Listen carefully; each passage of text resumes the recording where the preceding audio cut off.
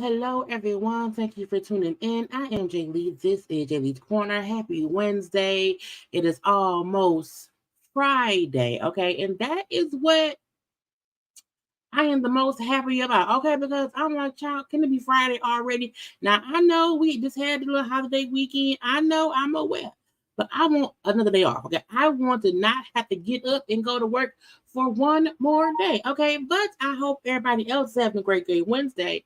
We gonna have a good time. We're gonna talk about a few things and stuff and let it go from there, okay? Y'all know first things first, if you've not done so already, take a little moment and subscribe to my channel. Become up with JayBirds, and okay? Because I asked y'all to. Do not forget you can also follow me on social media at JayLeesCorner on IG, Twitter, and TikTok. Yes. You can also be sure, comment in the comment section, share this video, like the video because it is a thing to do. If you don't like the video, then what you here for? Okay. But y'all know it's getting boring in these streets, okay? So we just gonna do what it is to do, and that's just discuss what is trending, okay? What's in the blogs and stuff, and so that is what my thumbnail is for. Now, y'all know how I be feeling about my thumbnails now, and today's thumbnail was, I'm like, certain people only in black, certain people only in white. Why don't these people have anything in common? Okay, so like a little whites, a little brown, a little goldens or whatever, and then the black because that's all I could do. It was slim pickings with stuff that Funky had, Mel, Keke. I had to make it do what it do. Okay, wasn't nothing else left but to make it do what it do. Okay, but I'm here where I'm at. Hey y'all, how y'all doing? How is everyone doing today? I feel like wrong button. Thought I hit play and I did not. I feel like first of all, time is moving fast, y'all. It's already damn near winter time. Child, not my signal being dumb. You know, it's raining. It's storming all over again. To anybody who is being affected by the Hurricane B, I can't pronounce the last name of what it is. Is it Hurricane Beryl? I don't know. But again, to anybody being affected from the hurricane, okay, I hope that y'all have some power back. I hope that the heat ain't get into y'all and stuff. But because of that, we're getting a little itty bitty bits of the remnants from that. So it's been raining, child, all day today. And I was like, okay, stop raining because you're messing with my Wi-Fi. Okay. And I don't want y'all messing with my Wi-Fi.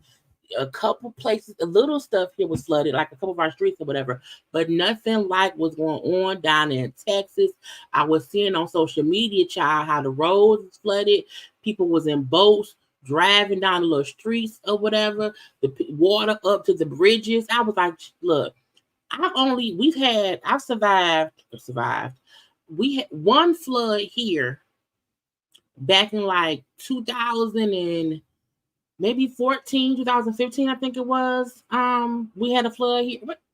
Between 2013 and 2015, it flooded here. It was crazy because we don't like Michigan.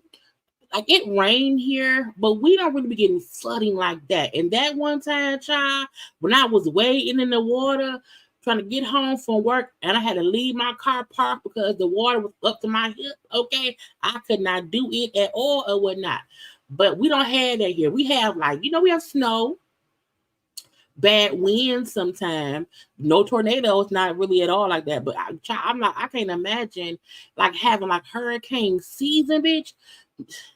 I would not survive. So everybody who it is affecting them, I feel for you. I pray for you because, child, it could not be me. Okay, not at all. Okay, but again, we here to discuss other things.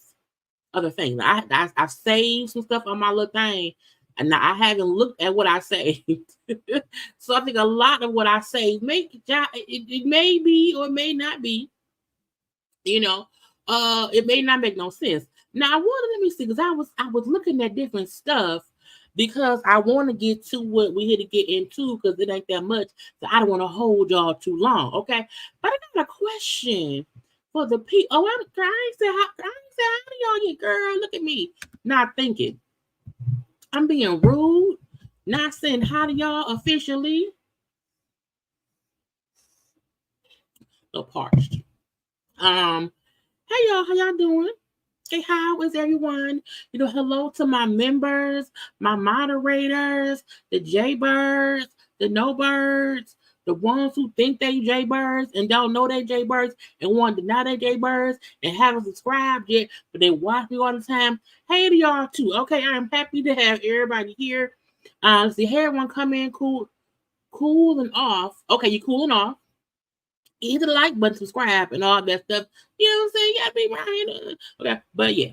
I'm happy y'all. You know what I'm saying? Look, sometimes I have to show you how I do my hair because some folks feel like, oh, a bun is easy.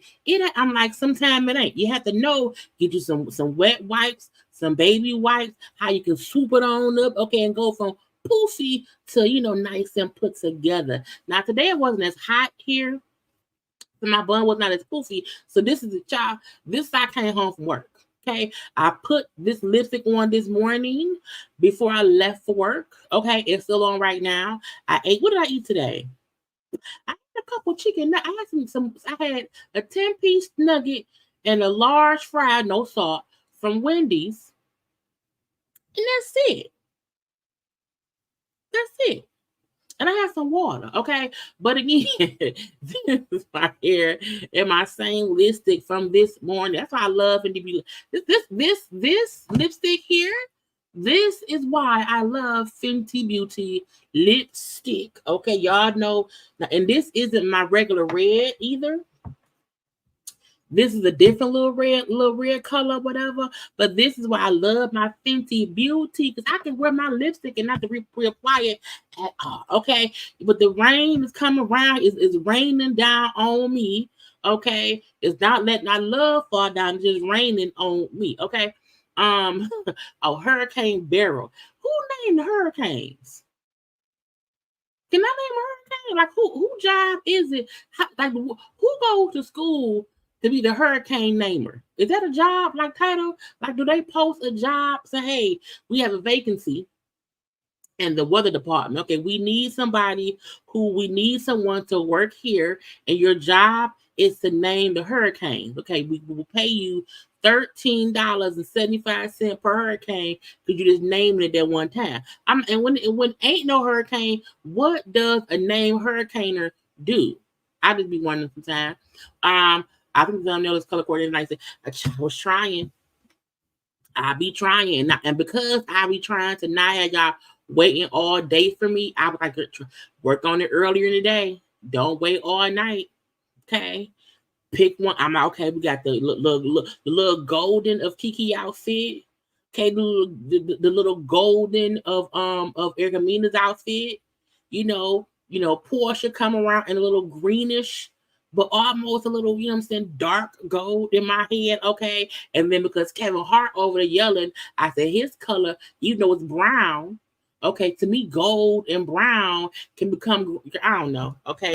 And because it was easy to find Safaree and bald-headed Gonzalez Simon in white, okay? And because I seen Funky in black, so we put him in Black Child and have him match male. And as you see, male hair color, what is it? Blonde. Okay, so I be trying. I really be trying. Okay, you never know. Okay, but thank y'all for appreciating the thumbnails. Okay, but hey, y'all doing? How y'all doing? Yeah, it was the flood here was crazy because we wasn't prepared. It wasn't as like when people have hurricanes like in other places, they say, hey, a hurricane coming, it's gonna be flooding, and y'all know that means duck for cover. And that time I was coming home, I'm like, wow, that's not crashing. I was like, why all this traffic? Why they driving so slow? I'm like, what is it? Water up to the window? What is going on? And child it was crazy. It was crazy. And I had to park my car at a grocery store like 2 blocks from my apartment at that point in time because people was getting stalled out. Like it was cars floating in the water. You know what I'm saying? And then when I got I got across the street from my apartment complex, and the main at that point in time I was on 10 Mile, and the main street flooded. Water up to my waist, and I'm really wading I'm like, and because it was like construction, I'm like, Lord, please don't let me fall in the dip. So I'm shuffling my feet so that I don't step in it. Girl, it was crazy. Girl, it was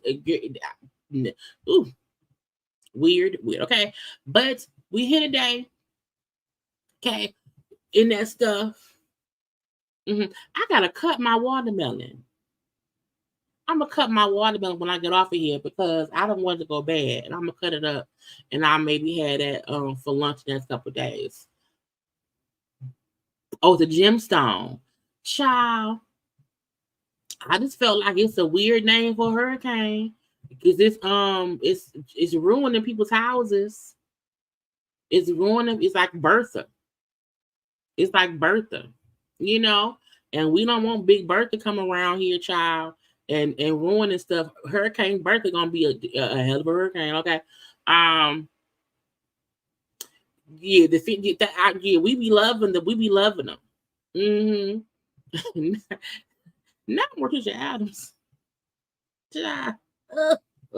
Jesus. Okay, but y'all, let's get to the stuff. Okay, let me share my screen so we can get a chit. And I know every day I say we're not gonna be here long, and then we didn't be here long. But to me, long means we not gonna be here no 3 hours. Okay, I'm gonna give y'all a good hour, and then we're gonna see what goes from there. But that's really what it be. I don't be trying to have y'all here all the damn time. But here we are. Okay, now question. Okay, now y'all know NeNe around here. Okay, on her new body era. Okay, and stuff. She is trying to not only have a job at the Facetune Academy of New Faces. Now, my question to y'all is, did anybody watch NeNe new show? Because folk be saying NeNe is that girl. They're like, NeNe, she's amazing.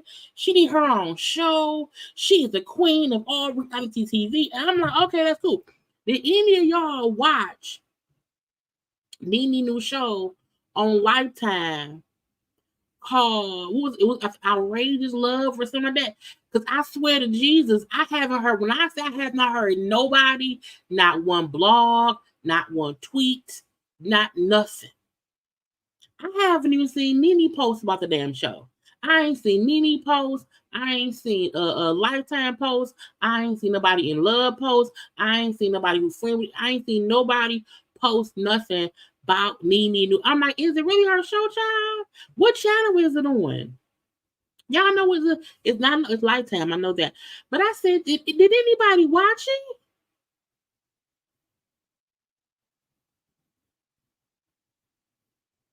I see, and this is why I be fussing at people, because y'all, child, when I discuss it, when I'm like, oh, NeNe, blah blah blah. What you, NeNe is a man. Oh, y'all. Oh, the new season of Oh, y'all. I just went to my DVR for Dream Xfinity. The new season of Mena Listing coming on. Yeah, I'm gonna watch Mena Listing. That's the outrage. It's outrageous. I think it's called. Oh yeah, Outrageous Love. You know, it's called Outrageous Love with NeNe Leakes and stuff. Let's see. Bitch, it's been 4 episodes. And y'all ain't watched that one episode. Thank you, Terrell, for the cash app. I appreciate it, my love. Thank you. I appreciate the cash app. Okay, thank you for the cash app. And stuff. But y'all, it's been 4 whole episodes and y'all ain't watched not no episode. Okay, y'all ain't told me nothing. Okay, not a nothing. Now let's see, episode 1, turning up the heat. Okay, a serious argument drives one couple to extremes. A sky-high proposal makes a woman's head spin. A sexy time bubble bath turns up the heat. Okay, then it said episode 2, hard pass. Okay, a romantic courtroom surprise is planned for an unsuspecting clerk. Okay, one half of a high school sweetheart couple looks for her hard pass, and I can't see the rest.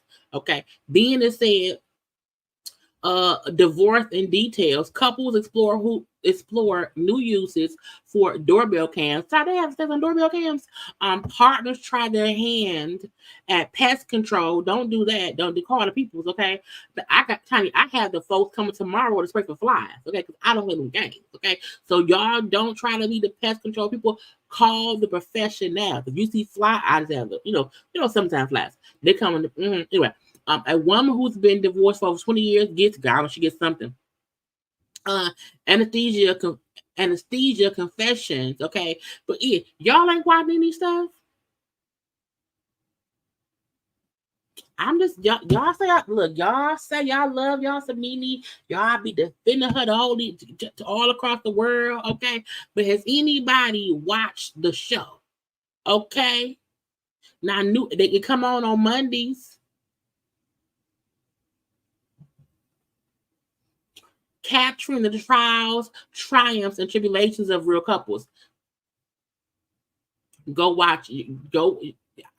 She's trying to not be the AI spokesperson for the Facetune no more. Okay, she don't want to do that no more. Okay, she wants to be around here, and y'all look, new body loading. Okay, and y'all, I say each time, to me, NeNe naturally is a pretty woman. When she had a fake face on, is what made me mad, because your regular face is beautiful. Okay, but I told y'all, new body loading on her. Okay, she working on her. She waist training and stuff. So she's waist training. She getting paid by them people, by the what waist people. Okay, she working with Facetunes and them. Okay, she's on her Facetune shit, and then she's also around here on the Lifetime show. So y'all go check NeNe out. If you haven't, that's on y'all. I mean, I ain't watched either, but I didn't say I was gonna watch it. Now, maybe I should watch it and tell y'all how it is. Okay, before I go to bed tonight, I'll see what it is. And then I'll tell y'all if it's just NeNe on there or if it's really the clips. Because I told you it's like ridiculousness. It's with a black woman hosting. That's what it is. I told y'all that's what it was. But y'all don't want to be listening to me. And when I say stuff like NeNe can't hold her own show, y'all get mad at me. However, y'all also ain't watch the lady's show. So who's the hater? Me or y'all? We love NeNe, but ain't watching her show. We want NeNe, but ain't watching her show. This hypocrite. That's not a word. That's not a word. Anyway, that was my little thought. I was like, is anybody? Because I'm like, I haven't seen. And my thing be when I haven't seen anyone make a comment about something, I'm like, is anybody watching it? I think there is. Happy birthday to Culture. You know, what's Cardi B and Offset's daughter turned 6. Yep, it's y'all, not me. Happy birthday to Culture. Okay. Her and the family is going. They over there in Paris at Disneyland. Okay, them and all the kids. They got the daughter, Offset other daughter. Now, look, I love it when kids look like kids, being kids and stuff. Spin around. Let me see that dress in the back. Ooh, oh my God, yeah. You know, so again, she turned 6 years old. Now, child, they over there in Paris. You know, over there across the seas. The people was following them out on the streets or whatever, and now they was getting the video of Cardi B. Now I'm gonna say this: they got video of Cardi B. You know, child, we not. Child, are you pregnant, Cardi B? I'm like, sir, she not gonna say yes. She not gonna say yes at all. So even let me see if I can find. Let me see, Cardi B. I'm like, she not gonna say yes, she's pregnant. Okay, that ain't gonna happen. But I wonder if I can catch the little video of her walking through the streets, child, over there. Well, this is the one. Let me show this little one right here. I don't know how much of it is, but I'm like, child, she covered up. Okay, but it was a different thing of her walking, and the little photo people was like, is she pregnant? Is Cardi pregnant? And I was like, first of all, yes. Is she gonna? No, not yet. She gonna announce it when she ready. But I'm like, child, she over there in Paris. Okay, over there in Paris. You know, again, celebrating culture. They flew over there on a private plane. Okay, with the kids and stuff. You know, for her to have the Culture and Lil Wavy, and then the other girl in the middle between Culture and Wavy, that's Offset's oldest daughter. Okay, so Culture's sister. I don't know her name though. But again, a good old time. But Cardi over there walking around having a good time. Her Offset there too. Okay, Offset is also around there. But again, I want to see Culture hanging out with Beyonce daughter Suri. I want to see Suri knows Carter, and then Culture, Cardi B, Offset, I don't know what the name is, have a little play date and stuff and whatever. But again, Cardi, big ass purse, child, big ass girl, big ass purse for no reason. I said, Cardi, what are you doing? Let me see if I'm going TikTok. Okay, because I thought, look, y'all, we ain't got much to discuss. We're gonna be watching in this, you know, looking at stuff. Let's hope this thing. Girl, I'm already logged in. What are we doing? Okay. Let's hope there's no music, you know, because on here, they be music be popping up for no damn reason. And I'm like, that ain't what I asked you for. I didn't ask. I want some tater tots, y'all. Y'all want some tater tots?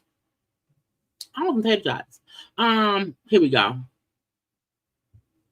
Hold on. Are you pregnant? Cardi, good to see you, Cardi. Hey, Cardi. Open, guys, open. Happy to see you, Cardi. Are you pregnant, Cardi? Are you pregnant again? No? Really? Now, big ass purse. And the are you pregnant, Cardi? Are you pregnant, Cardi? It's like, child, she not gonna say yes. Okay. But again, you know, and they got Waves, her youngest son. He's in the stroller. Smile. He's tired. Thank you. Now, Cardi B is I respect the fact that she don't want to announce it. I mean, clearly the lady pregnant, okay? But she don't, and I'm like, don't be, they walk around Disneyland, okay? And also,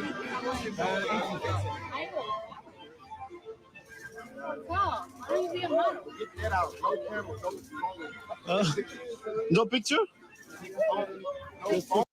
they just trying to, they just trying to walk around and have a good time and whatever, hand in hand, husband and wife. Y'all, have we ever seen Nicki Minaj and her husband at an amusement park with other people's kids around? Have we ever seen? I'm messy. That was petty. I'm just saying, Cardi and Offset, around there. But again, they over there because they're celebrating Culture's birthday. And so, but Cardi was smart, and her fashion people were smart. Give her a big old, dress that can blow in the wind, a big purse, have your security, get on around here. You see Offset saying, "Hey man, ain't no pictures." And again, look at random people. Okay, so they didn't buy the park out. Okay, she's like, I'm just trying to have a good time. Leave me alone. I got my security, my husband, my kids, gone somewhere. Okay, move, white people. Go ahead somewhere else, Caucasianites. And because Wade is the nigga, Wade got to be maybe 2 years old, maybe 3 at this point in time, maybe 3. Because if Culture is 6, I'm thinking the youngest son, Wade, was probably 3, maybe going on 4. So him being carted around in the stroller, and he's a little tit-tot, okay, he'll tit-tot, you know what I'm saying? It's fine.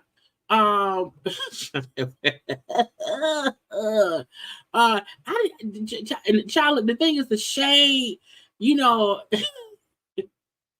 go there. It came out of nowhere. I don't even know how I said it,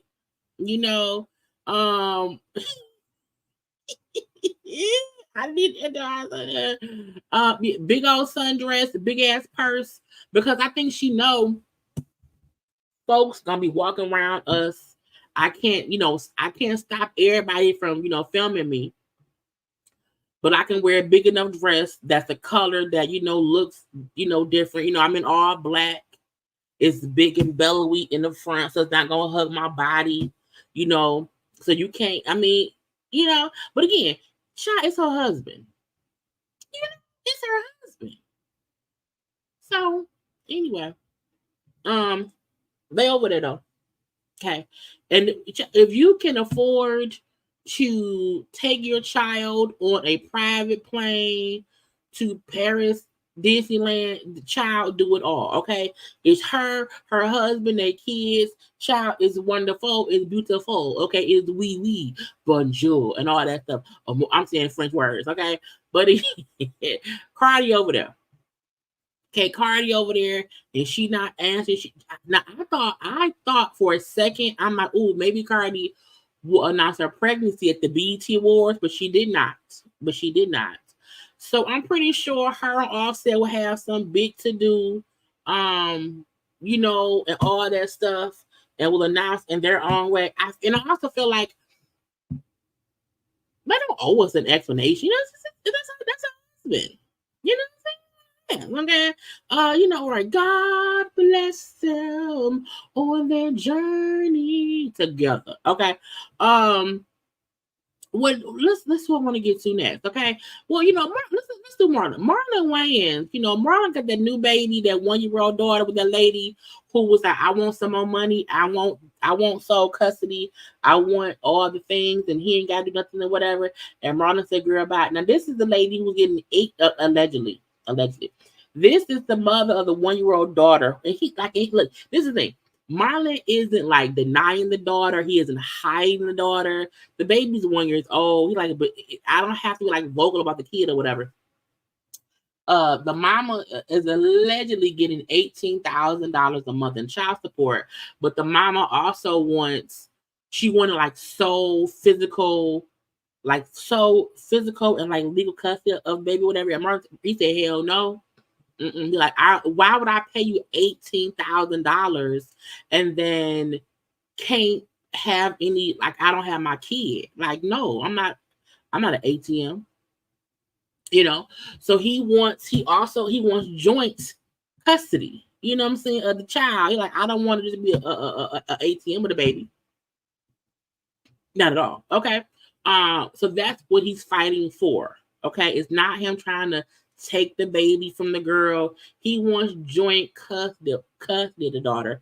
You know what I'm saying? Even when the girl was like, he should pay all my bills. I'm not paying all your bills, bitch. I'm not paying you're getting $18,000 a month. I'm not gonna pay all that money and get just visitation. You know what I'm saying? And I feel like that's, I like the fact that it seems he wants to be an active participant in the kid life. To my knowledge, he's not asking for joint custody to lower child support. He's like, no, I just want it to be joint. You getting what you getting. Girl, take that. But don't try to have it be like, okay, I'm paying all this money, whatever. I'm paying $18,000 allegedly. Okay. But I'm not paying for any other expenses. Okay. And when he said, he's saying, Wayans wants the judge to toss her name is, what's her name? Hold on, y'all. Brittany Moreland. She's 34. Marlon is 51. Okay. The daughter is 1 year old. Her name is Axel. What AXL, which means Axel. It may be different. I don't know. But he was saying to the judge, he wants the judge to toss her request that he cover her outstanding expenses, saying, no, we should share those costs. And I agree. I do feel like parents should share responsibility. Because if you fuck the dude who work at Walmart, you wouldn't be getting $18,000 a month. If you got pregnant by Gerald who was the greeter at Walmart, okay. If you got pregnant by, Daryl who flipped the fries at Sonic, you know what I'm saying? I want TikTok. You not getting $18,000. I feel like if you fucked the guy who worked in aisle 8 at Home Depot, you not getting $18,000 in there, and the judge is not gonna say, hey, yeah, pay all her expenses. So I feel like if him saying, hey, I just want joint custody, yes, I'll pay you child support. Here you go. But I'm not gonna pay you $18,000 and plus pay all your old shit. No, we gonna share those bills, okay? Because we both are parents here. I do feel like when someone says, "Hey, I need you to pay for everything," bitch. Yes, no, it's like no. But also, folk get pregnant, by older, wealthier people, and they feel like, give me all the monies. Now, if they had been in some kind of relationship for all these years or whatever, and then she got pregnant, he told her, I ain't paying for nothing, then yes, say judge, he should pay me because he, whatever. But I'm like, if we just knocking boots, okay, and you end up pregnant, I don't want anyone to feel like, hey, yeah, I gotta pay off. No. At $18,000 a month for a 1-year-old,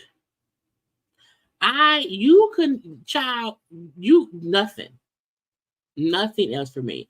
And I'm gonna show y'all what I mean about how things should be fair. I agree. For me, good clip, snip, snip, snip, snip, snip. Because not again. No. No. So I feel like he's asking what it seems, because I don't know that man. Okay. He's asking for some simple things. Okay. I want joint custody of the baby, and I'm not paying any of your outstanding expenses. We should share those costs. Okay. I'm not paying all of nothing. Okay. We should. Now my eyelashes just fall out my love. Okay, I'm not paying all of the expenses, child. We're going to share those costs. To me, that's fair. I don't think anyone should have to pay all of something unless you sue me. If you sue me and I have to get a lawyer to defend myself and you was on some bullshit and you lose, then yes, you should have to pay my lawyer fees because you sued me, bitch. But if we both have sex and I get pregnant, I can expect the other person to pay all of my bills. Not all of my bills. I'm just saying. Case in point, child, the people from the Bachelor? You know, Rachel Lindsay, her divorce and that man. Now, Rachel Lindsay, the black bachelorette, okay, the white man's her husband, who's a chiropractor, okay. This man said, I need 16,000. She offered that man 10,000 a month in spousal support. He said $10,000 a month ain't enough. I need 16. Bitch, what? Again, I don't feel like when someone is paying you a nice amount and you say, I want more. Well, too bad, bitch. And them saying that he's upset. Child, if I'm offering you $10,000 a month and you say no, I want $16,000 a month, I'm changing all the passwords. I'm cutting off. Child, I'm gonna be petty. I'm taking one shoe of all your shoes. I'm cutting your ties in half. I'm cutting holes in your socks. Okay. I'm cutting holes in your drawers. Okay, I'm breaking the two middle things in the fork. I'm cutting the two middle things out the forks. Okay, I'm putting holes and spoons. Okay, I'm making all the knives be dull. Okay, I'm going to be around here making your life miserable. Okay, get child. I said, not today, Satan, but I'm like, well, my ear gotta come on. But it's like we can't no. No. If you love, diet Pepsi, I'm getting only regular Pepsi, okay? If you hate pepperoni, bitch, we getting salami pepperoni all day. If you like milk, I'm pouring all the milk out, okay? No, I was like, bitch, what?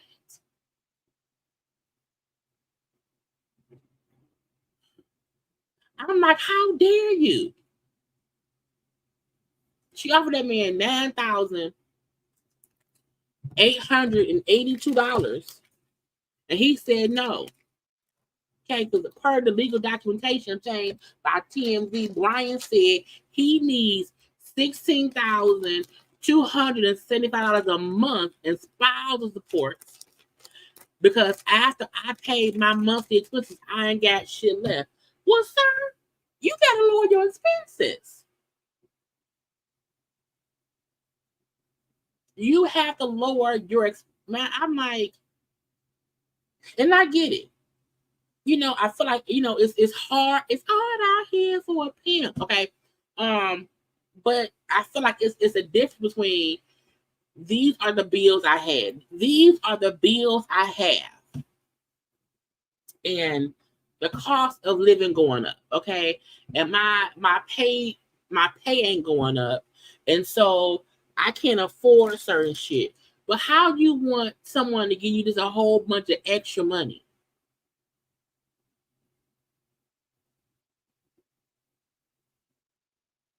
How you want? Because he's not unemployed. He's a working doctor. He's an actual working doctor. And his thing is, well, she make more money than me. And I understand that, but I'm like, y'all wasn't married long enough for you to feel like her saying, well, you getting 10,000 a month. You still working. You still have your own. You are working. Why? He almost asking for double. That's like almost 20 grand, girl. Brian says all the profits from his chiropractic bitches are going towards bills, car insurance, food, and entertainment. Bitch, you can't have no entertainment. You can't afford it. It says, in addition, the money Rachel's offering just ain't enough for him to maintain the marital standard. Girl, I was like, the life you live as a married person for 4 years, you single now. You're single.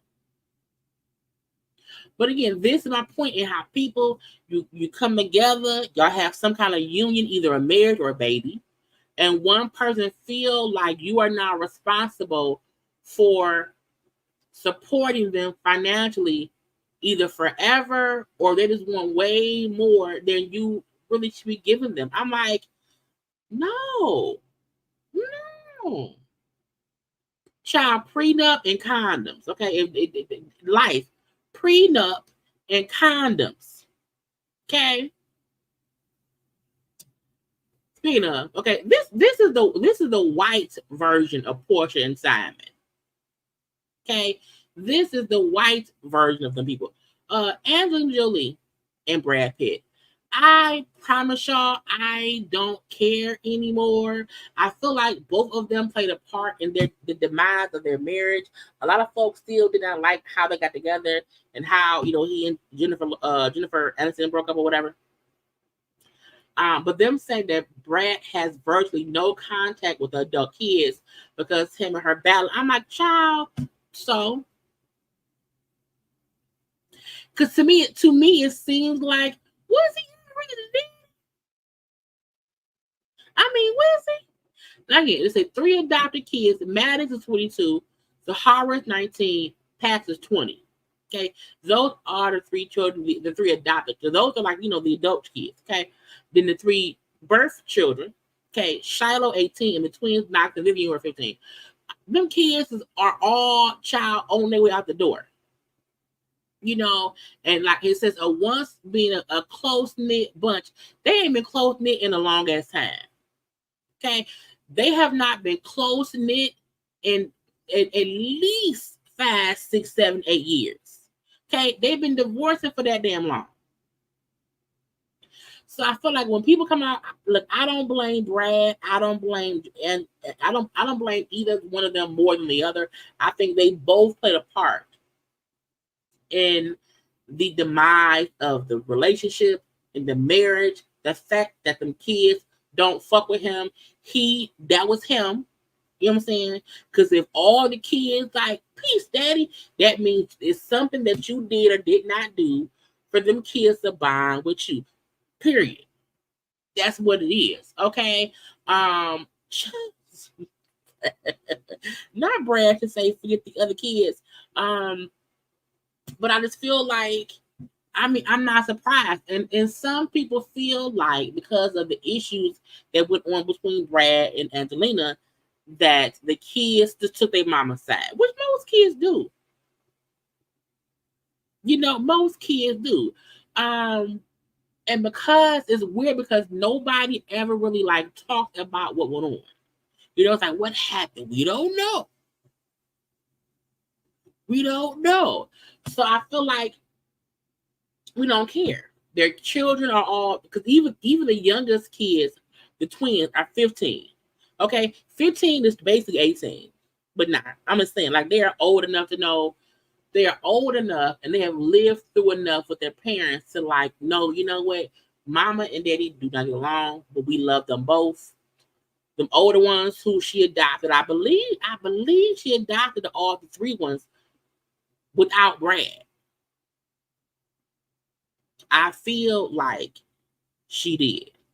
And then slowly but surely, they fell apart. So, I'm not surprised that he don't talk to them older kids. They said come a long time. Why? Because my mama was what matters.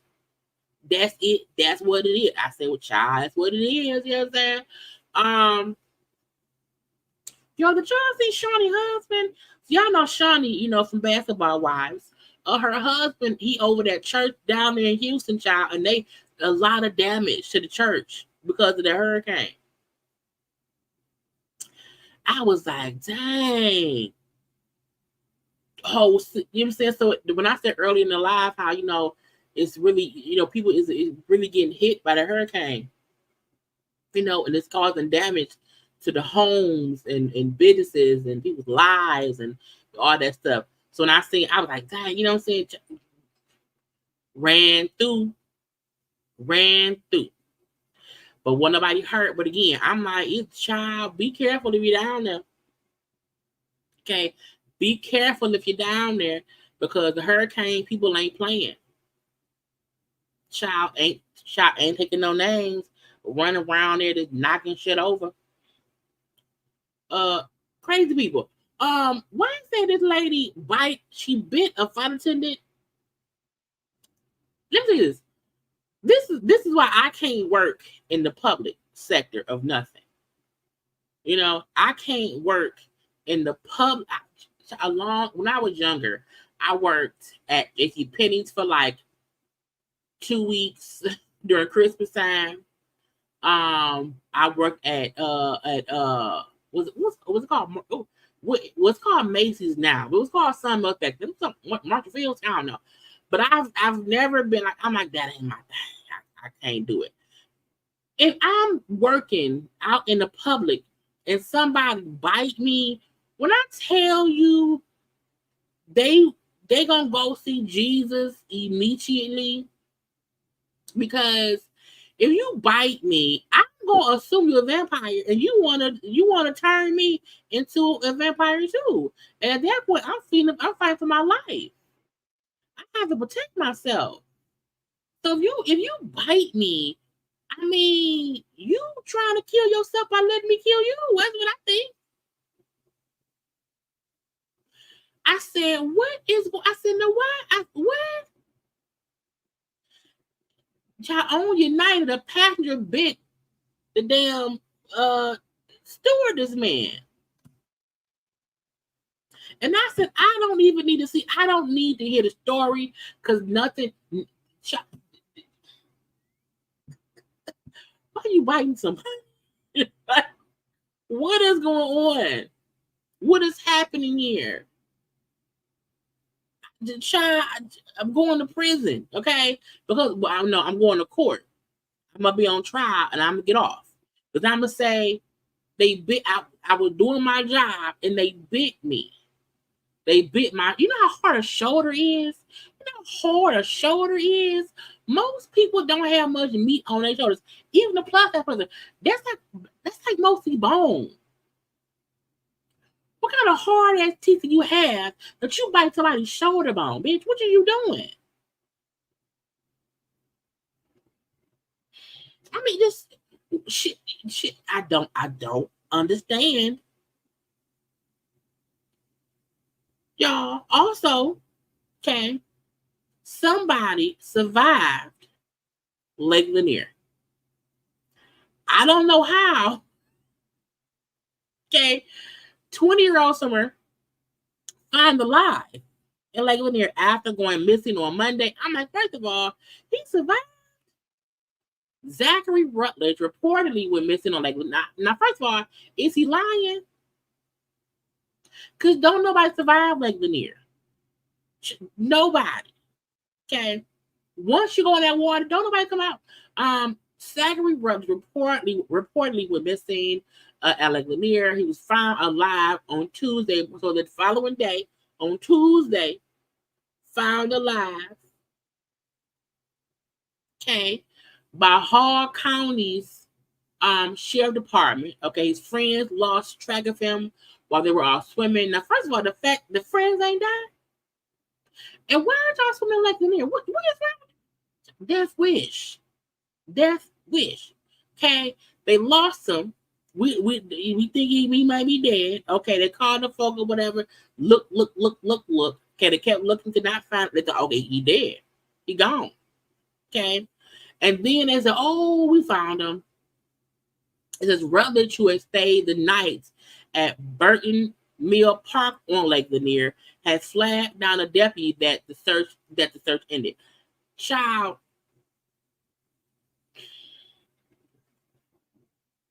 It said an investigation said the man had swam to an island from the shore. I'm like, it's an island on the shore around there, Lake Lanier. Upon return, he realized that his friends had left without his phone or access to resources for help. He had spent the night at the park, told them people he had heard the helicopters looking for him. Did not know they looked for him. Okay, but he alive. I said, child, he got to play the lottery. He got to play the lottery, because I have never heard of somebody like going in and being gone, and then they found again. Okay. Let's see. Lake Lanier's master Tamika Raymond said it has air pockets, and that's how people get stuck down. Right. He's unapologetic. Did he got some black in him? Because child, they let him live.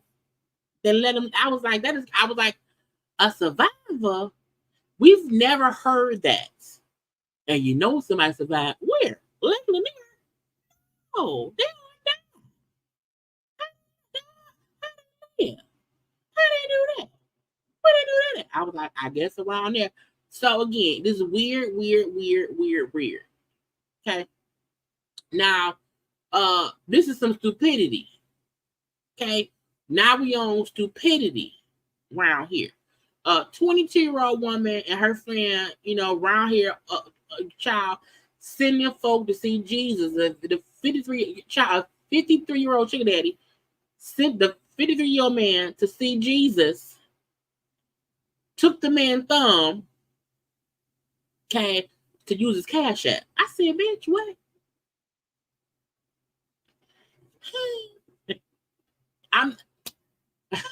I'm only laughing because I'm like, who raised y'all? Because how do two people do some crazy shit like that? It's two of y'all. So not only do you and I get if Karla called me and said, Jay, meet me at the hotel. Okay, I'm coming. What's wrong? Just get here. Okay, I'm on my way. If I get there, and there's a person who was no longer with us on the ground, I'm saying, bitch, let's go.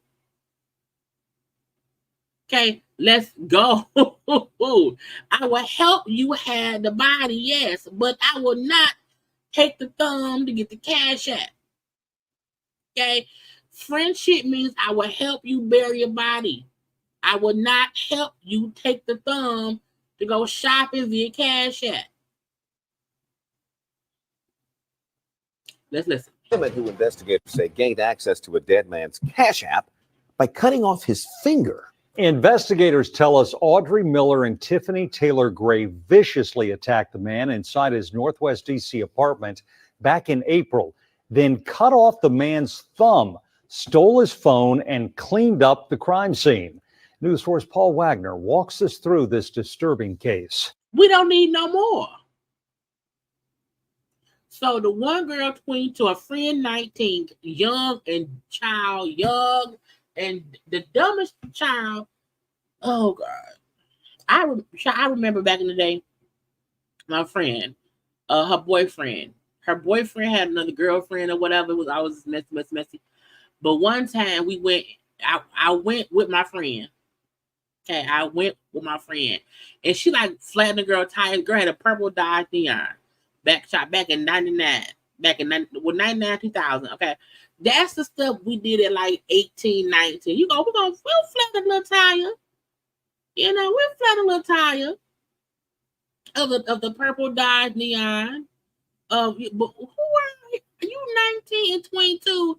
Who even said, what? No, take the thumb. Bitch, what? Who says that?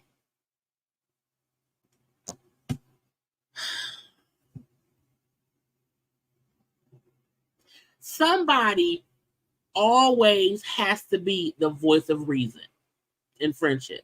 Even if y'all be on you can be on ride or die shit all the time. Absolutely. However, someone has to know, someone has to say, no, we not taking the thumb. No, that's taking it too far. Okay, that's stupid. Because my friend called and said, girl, come ride with me. And but who car was we in? Child, probably my sister car stole. Oh, Lord Jesus, okay. But I remember us, child, creeping up the block. You know what I'm saying? And had a screwdriver and a kitchen knife. And friend jumped out the car and stabbed the tire. Child, back in the 90s and 2000. But I'm like, that's the dumb stuff. A little cuss out, a little fussing. I've beat up a person or two. I've gotten into fights with people, but I'm like, why y'all taking fingers? Child, protect your fingers, okay? Protect your fingers. Okay, if anybody, first of all, I didn't know Cash App needed, they probably needed the finger to unlock the phone to get the Cash App. You know, the phone was probably locked. But I was like, who the fuck? Who would get it done? Why would you do that? Okay. Anyway. Blac Chyna, they're thinking Blac Chyna around here, not being here for the aunties, you know, her mama, Blueface mama, and then Rick Ross baby mama, who has a podcast. I said, who thought, yeah, let's get them a podcast? I don't know why. But they was talking to Game. And Game allegedly in the past had some kind of relationship with Blac Chyna. You know, Tokyo Tony is her mama. And this was a part of a conversation. It's a blessing. This black ass nigga that's about to come out to fuck my daughter. I want to hear about it. Now what? What? My mama ain't never said, you know what? I know that man had sex with my daughter, and I want to hear. No. Mm-mm. Who? So he said. Well, I tried to get him to suck my daughter's place. Ooh. Let's bring out the game. Bring your ass out here. Come on, baby. Bring out the game. Now, I don't want to play the whole thing because I won't get flagged, but in the conversation, Game then said to Tokyo Tony, yo, no disrespect, no disrespect, okay? But your daughter, very special guest. Your daughter was good in the bed, and then said, yeah, her hand, like she get. I'm like, what are you talking about? What? And Tokyo, I do too. And I was like, bitch, it's messy. It's messy. And so when Chyna was around talking, I was born, but I feel like I was low. It's low. But she was saying basically, I don't want to be with the foolishness or whatever. You know what I'm saying? I'm not with the disrespect, because I'm like, why are you talking about the fact that Angela White, if y'all did mess around years ago, if she is good at her hand game, okay, she can child. Why would you have that conversation? Why would that come up? Even for Tokyo to say, yeah, why does that? Why? What? That lady is in a whole other relationship with 2 children on her godliness right now. Why even bring that up? Who says, yeah, he fucked my daughter? What, bitch, what? What mama say that? Even though I see Blueface mama in the comment section saying she protected her daughter, y'all wasn't there. She knew what she had to do when her daughter was brought up. She loved that girl. She not jealous of her own nut. Y'all be reaching. Shut up, Carlissa, because you a fucked up individual for how you raised Blueface. And that's why I'm like, the Blueface mama, Blac Chyna mama, and then Rick Ross baby mama having a podcast is stupid to me. Then to have someone on like Game is also stupid to me. Because that's not how you try to protect your daughter. And for her to say, yeah, because I'm good too. It's like, what? Who said that? Child, I have no idea if my mama is good and bad. I have no idea. I don't care. And I'm sure she don't care either about, because it's like, who?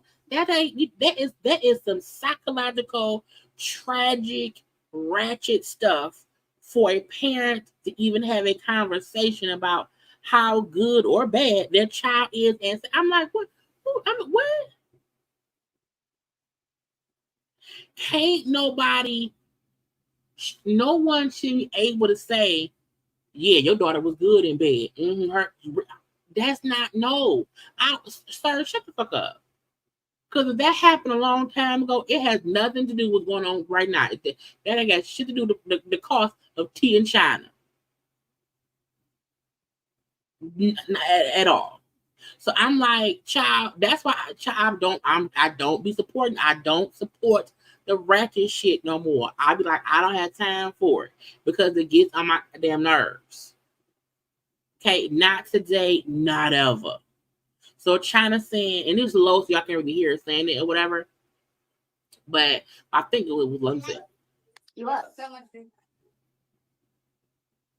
I'm not for the drama. I know. I'm not for the disrespect. I'm not for the drama. I'm not for the disrespect because that's what it was. And also, don't try to use me to make your show something someone wants to watch because of some ratchet stuff. First of all, I don't think we ever even heard about China and Game. Not on no like real shit. You know what I'm saying? At all. And I'm like, everybody should get good hands out. I'm playing. But it aggravates me when Tokyo Tony does this shit and then she wonder why sometimes China don't fuck with her. You know what I'm saying? It be mind-boggling to me. Anyway, y'all take one little second, y'all, and like the video. We're gonna finish up real fast. We ain't got that much left, y'all. So go ahead and like the video for me, please.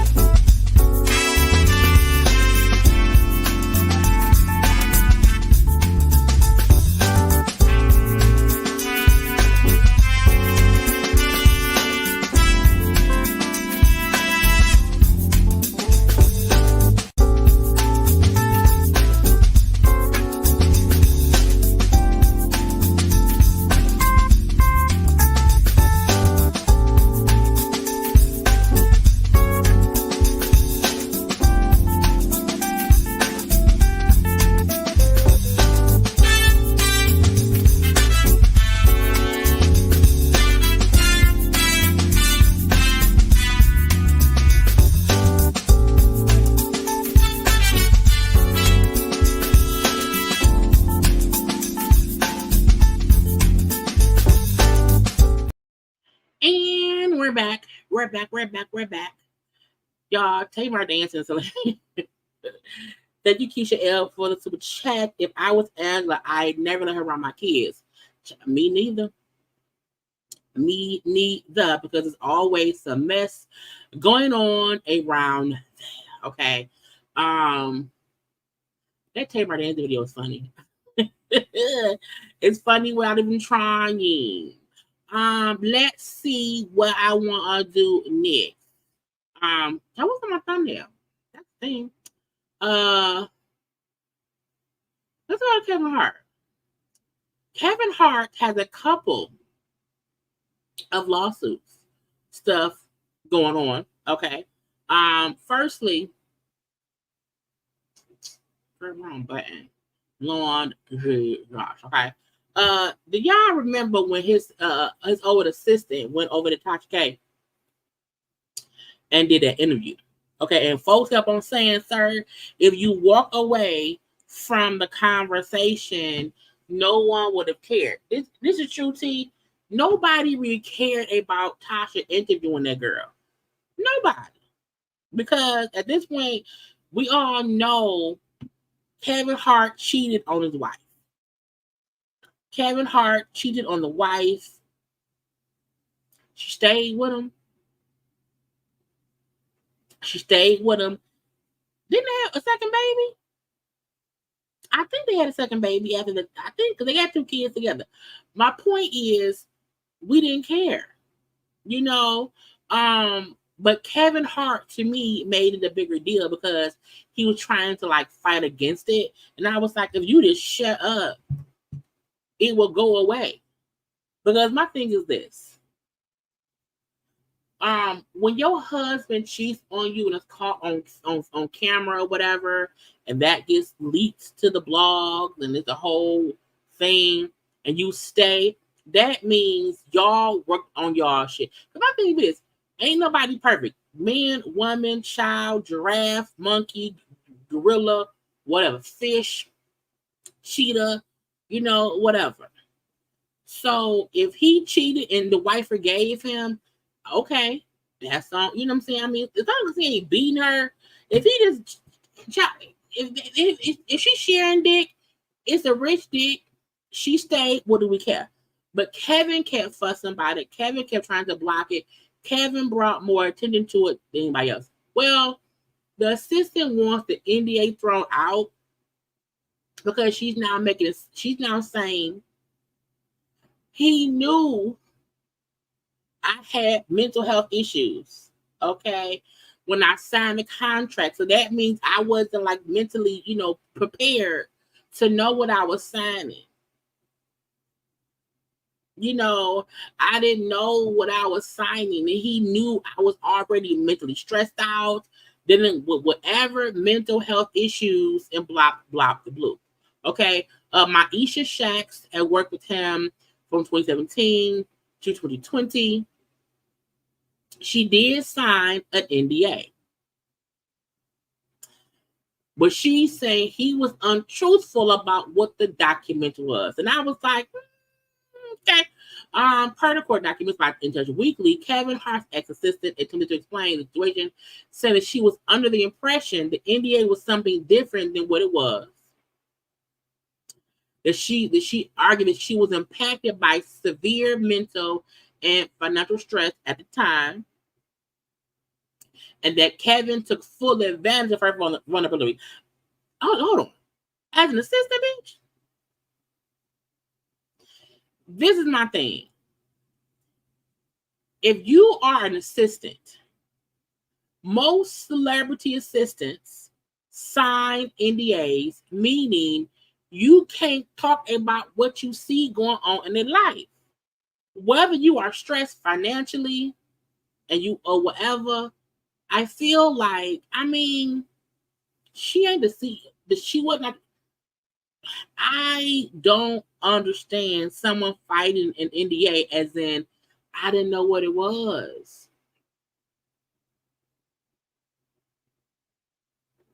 I didn't know I was signing the NDA.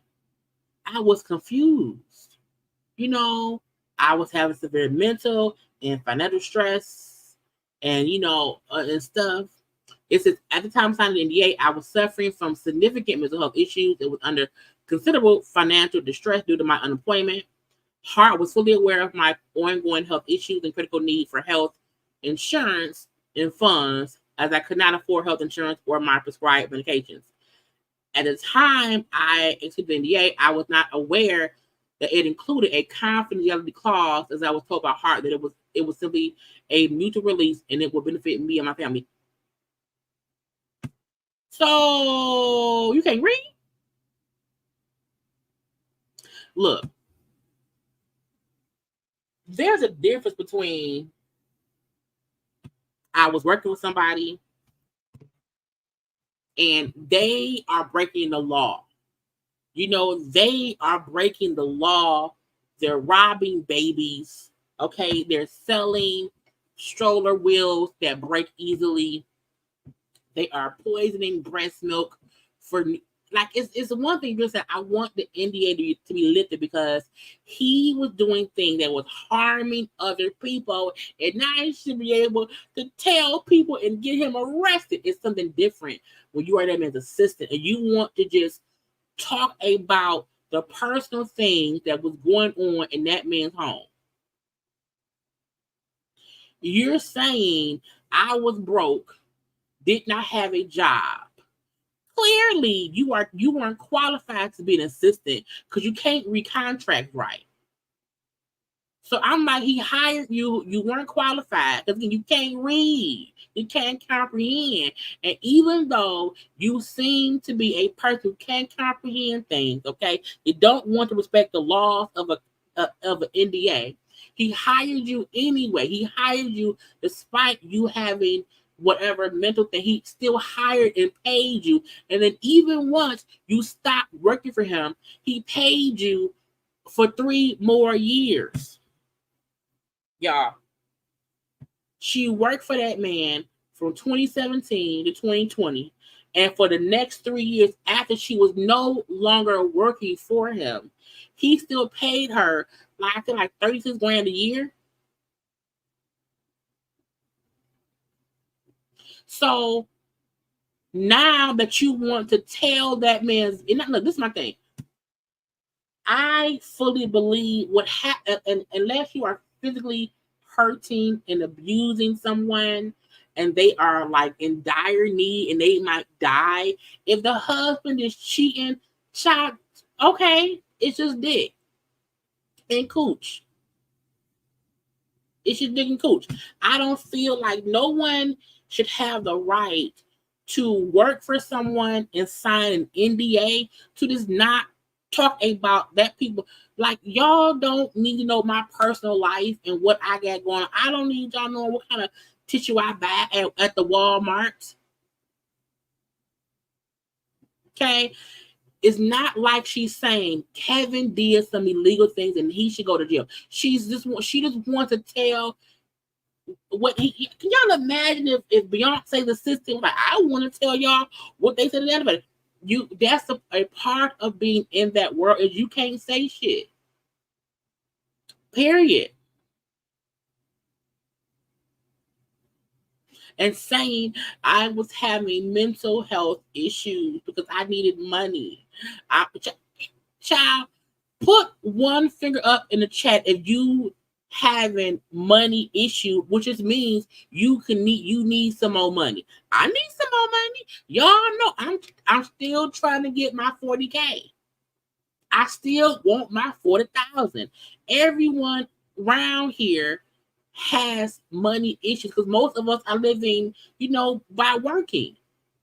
We all have a day like, damn, I gotta pay this bill and that bill and all the bills coming every fucking month. We all have mental stress from having to bitch pay and live our life. Even rich people have to work to pay their shit. Okay, they just have to work a little bit. They got more money. But I'm like, you can't make it seem like because you were having to be a responsible adult and you were unemployed, so that does cause stress. But I'm like, okay, and he gave you a job.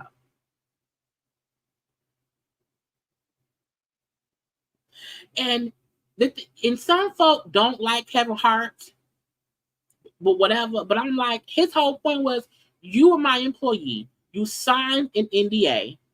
You then went and did an interview, which breaks the NDA. I'm suing you and the bitch who interviewed you. And for you to say, I want the NDA tossed because I was distraught. I needed money. And he gave me a job for 3 years, even though I can't read contracts. He gave me a job, and when I stopped working for him for 3 years, he still paid me. And as soon as he stopped paying her, she went and did an interview with Tasha K. Saying, yeah, Kevin be cheating and the wife be, and I'm like, so what? Beyonce stayed with Jay-Z.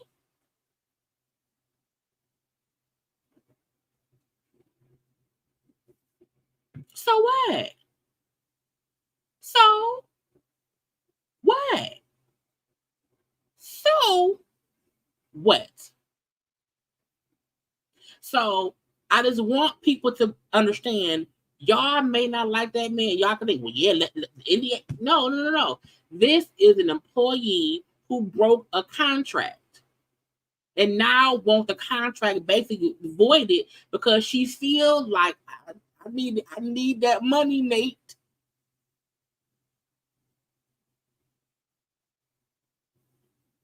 Yeah, and now she can't get none. And y'all don't know with these y'all. I watch Flipping Out, the show Flipping Out that was on Bravo with Jeff Lewis.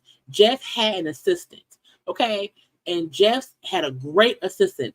That assistant left working for Jeff Lewis, making good money to go work for Kris Jenner. In that industry, when you are a good assistant, you can go working from one person to working for somebody else because you're a good assistant. It's word of mouth. You know how hard it is to get to be a trusted assistant to a famous person because they need to trust you with all of their personal business. If their wife is pregnant but Papa Plan B pill, if they dick don't work, okay. If the titties ain't theirs, okay. If the sex tape, they need to trust you. You know, the same way if you are a celebrity stylist and you style one person great, you are referred to other people. So she is a person who worked as an assistant with Kevin Hart, and even though y'all may not like it, he is an A-list rich celebrity. Okay. And working for him for 3 years, and you ain't qualified. Okay. Could have gotten you a different position somewhere else with somebody else in that industry, and that could be your thing in that and that and that and that and that. And now your name, your image, your reputation, as far as anyone trusting you, is done. Bitch, we couldn't even be friends. Because if you up here snitching on Kevin Hart, I can't imagine what you would do with my business if you pissed at me.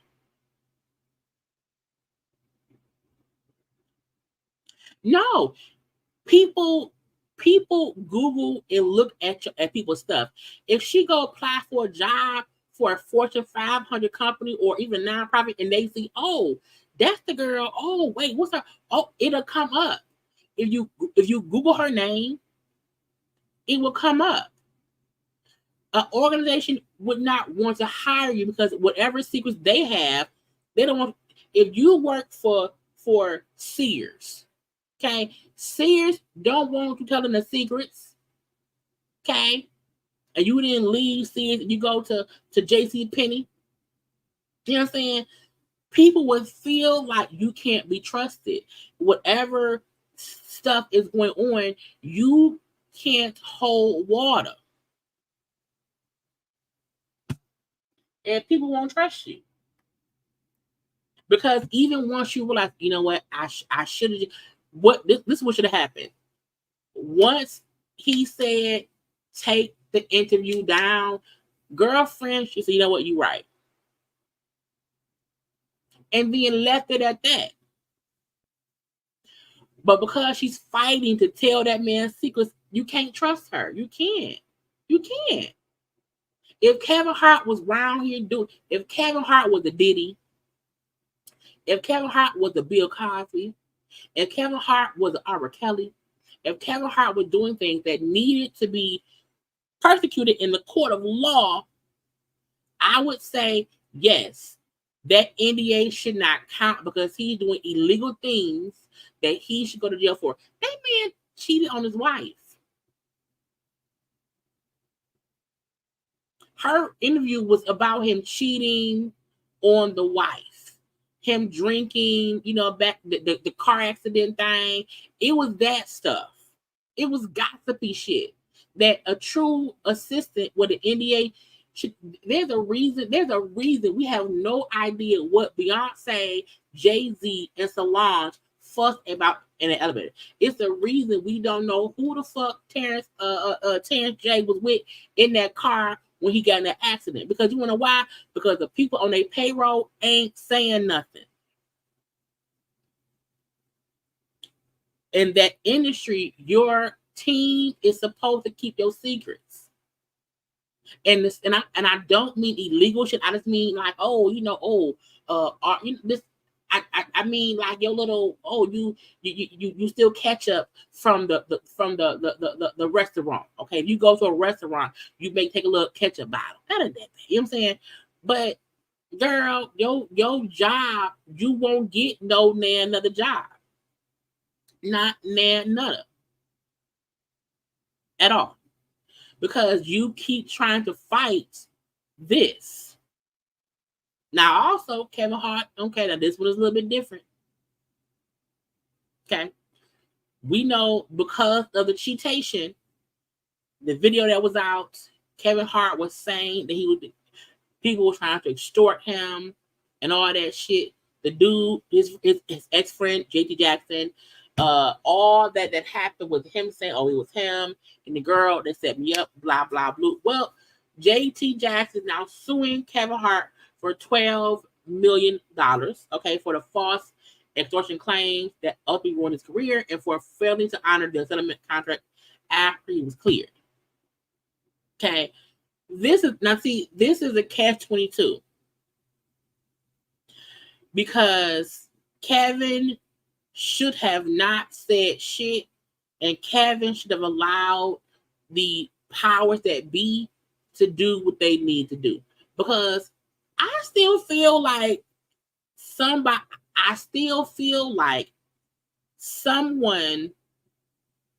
set him up. Now, Kevin cheated. That was on Kevin. I'm not saying someone set him up to cheat. I'm saying somebody put their phone on record, okay, to get it on camera.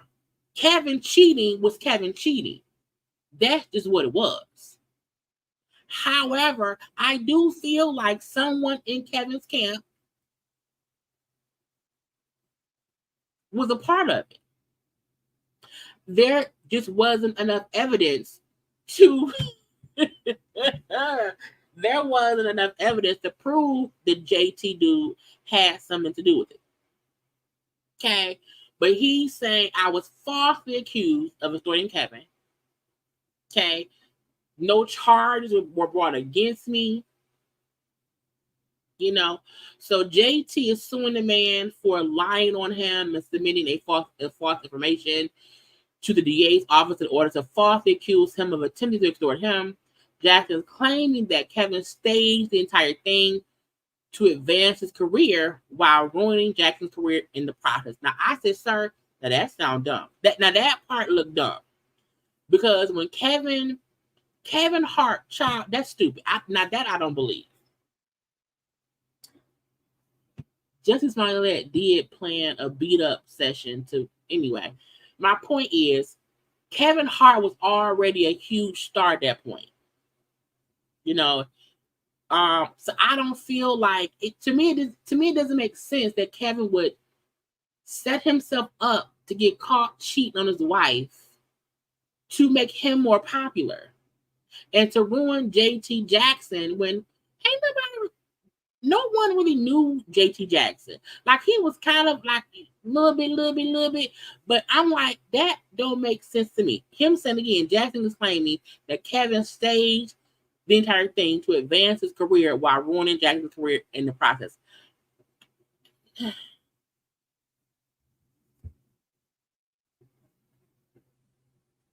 I don't know. Because I don't know. You know, but I guess the question could be, why would if JT motive was to get money from Kevin, that's a motive. But I don't feel like Kevin trying to ruin someone's career who wasn't even like, I don't know. It don't compute to me, so we're gonna let it be. But again, Kevin said, hey, he tried to extort me, you know what I'm saying? He tried to extort me for the sex tape.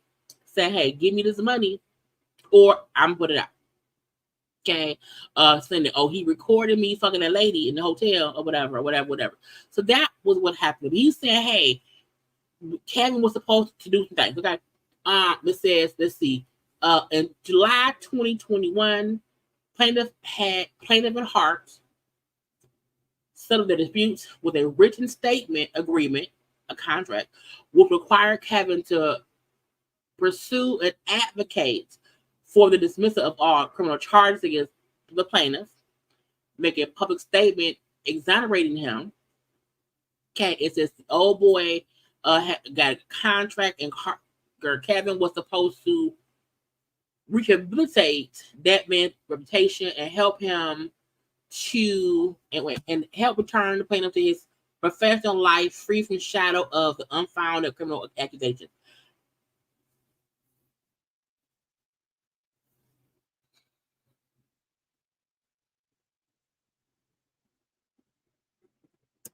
I don't know.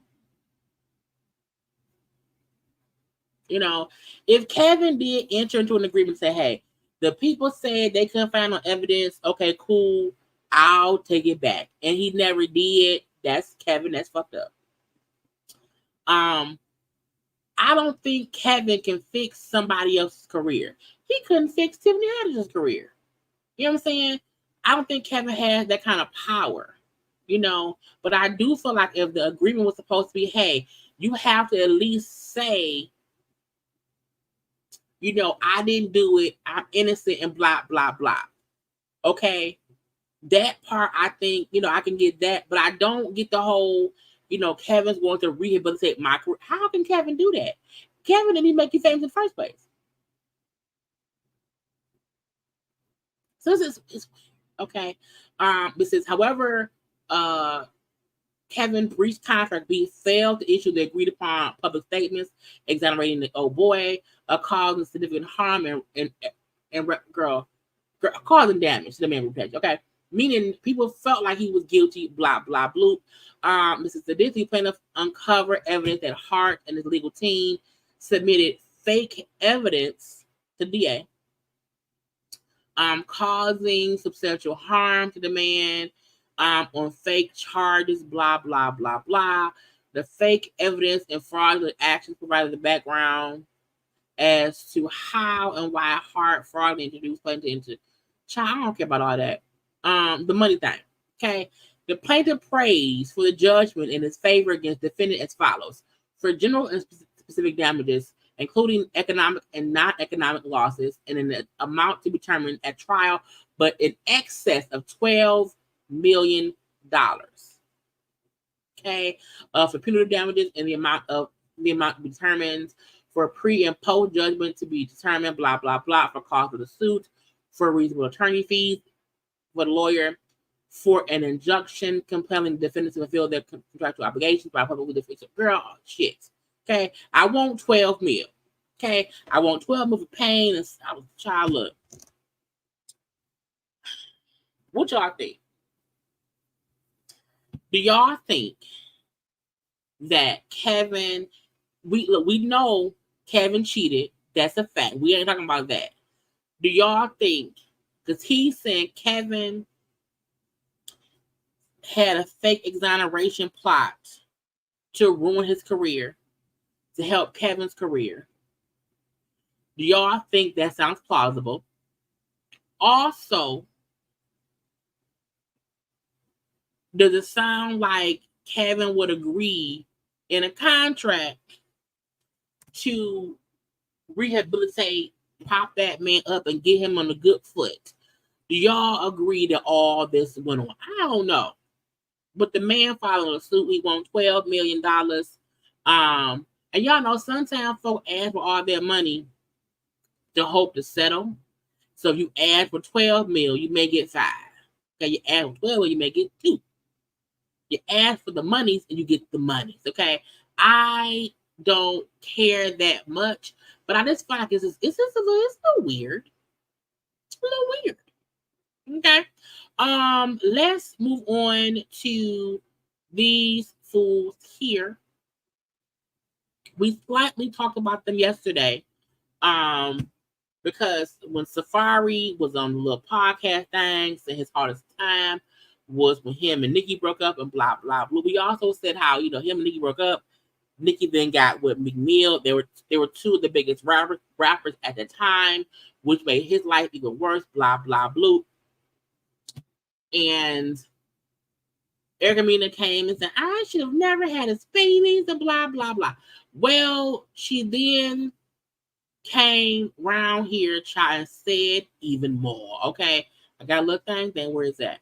Okay, so Erica Mena and Safaree, I'm tired of them. I am, and mainly because I feel like every time I kind of be blaming Erica.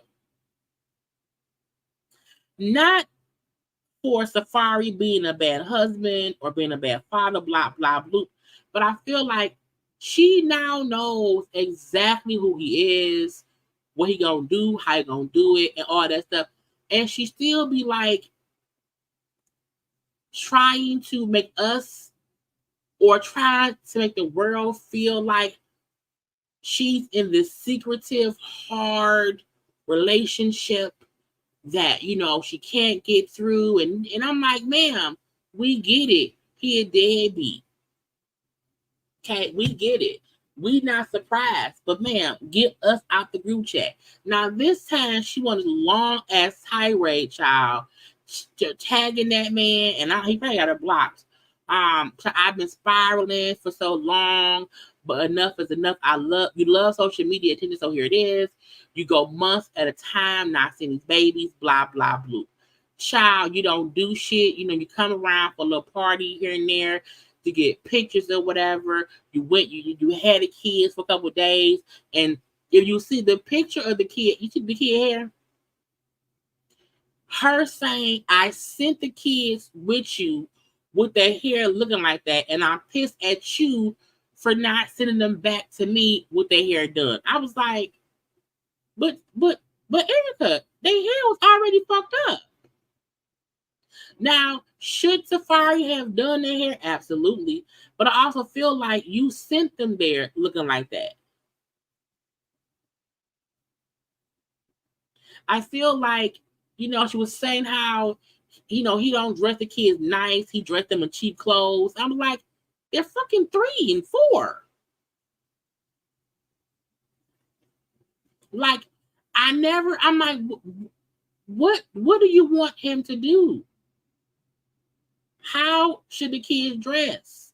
And even her said you love being in, you know, your jewelry. I'm like, I don't think at all that Safaree is rich. I think Safaree and Mena both be faking it until they make it. And you keep fussing about how much of a deadbeat he is. Right. He's a deadbeat. We get it. He don't the kids often. He don't do their hair. You sent them to the hair. You sent them with him with their hair.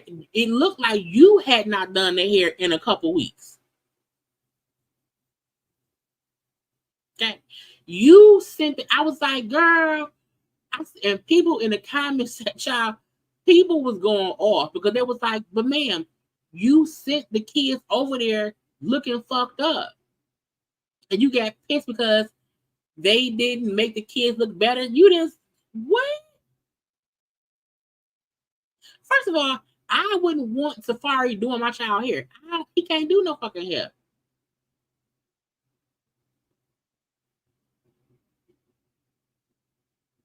Okay. I don't, you know what I'm saying? And I'm like, and it's not, I don't think no one is saying, oh my God, let him be a deadbeat. I also feel like Safaree is whatever kind of parent to them kids.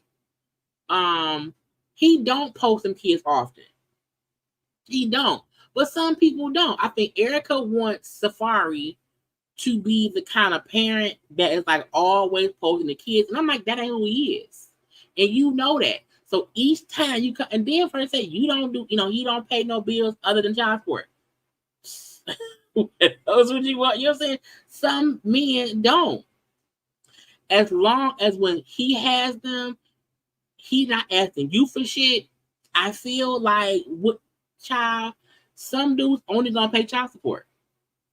I'm not saying that's a good thing or a bad thing, but I'm like, it is what it is. But you can't come around here every couple months when he's in the news for doing something and one say, but he's a bad parent. Bitch, he's been a bad parent. He's a bad husband. She said, I already be having to eat shit how you purposely dress my kids so sloppy and cheap because you know that's the one thing I take pride in outside of their education. You do nothing for them outside of child support. You don't pay for school. You don't pay for health care, but you claim you sell it. The activities, you don't do anything to chip in to help for their birthdays. So she's just like, he don't, you know. I was like, but what you want us to do? Everybody kept on saying, you got with that, y'all got together for a storyline. And I kept on, when y'all was fucking around, and it was just y'all two, that was all for shits and giggles. Y'all made the mistake of bringing kids into that shit. And every time she tried to spray him, it make her look dumb. Because when he, like, I'm like, how did kids even get in this? That man was on an interview talking about other stuff. It had nothing to do with you and the kids. And if he's always an absentee, part-time daddy who you only get, you know, $3,000 a month in child support, then that's who he is. So you complaining don't mean shit. Because as we see, he's not gonna change. And truth be told, we don't know what Safaree be doing. Because he don't post the shit. Every once in a while he do post it. And I don't think she's lying about that or whatever. But I do feel like she wants some sympathy, and we just not giving it to her. At all. Because you knew how bad he was with the first child, had a second child by him, okay, was still fucking him after having the second child. He wasn't shit. So I'm like, you knew that big dick man wasn't nothing, and you stayed anyway. Again, I always say, if a person stay around, what you want me to do? Safaree is not this rich, famous person. Safaree is around there probably working from check to check like everybody else, from show to show. I don't think he has money like that. I don't.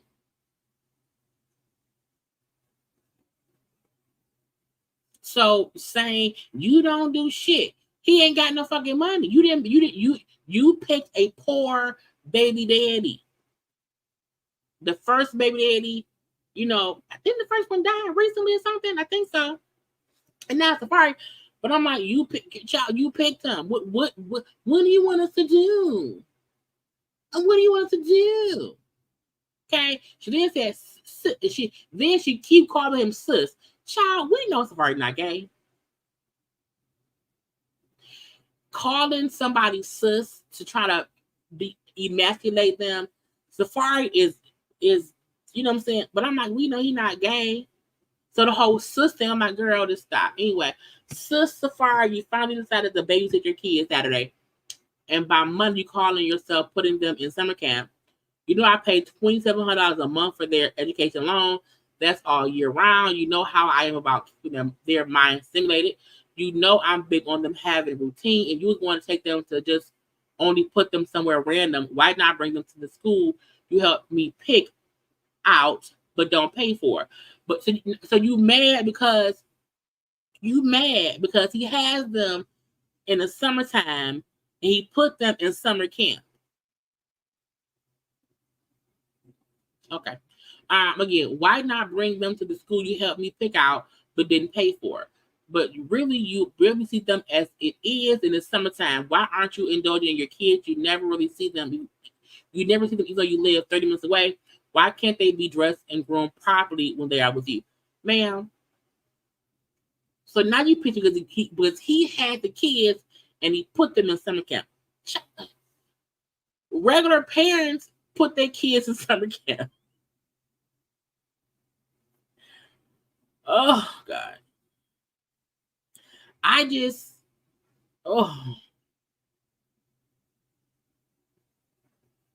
It aggravates me because it conflates the issues. Because you don't have them, but you have now. But you have now. And I'm like, which one is it? And again, you sent them babies over there with their hair not done. And got mad because him or his mama or the sister did not do the kids' hair. Child, she really be wanting the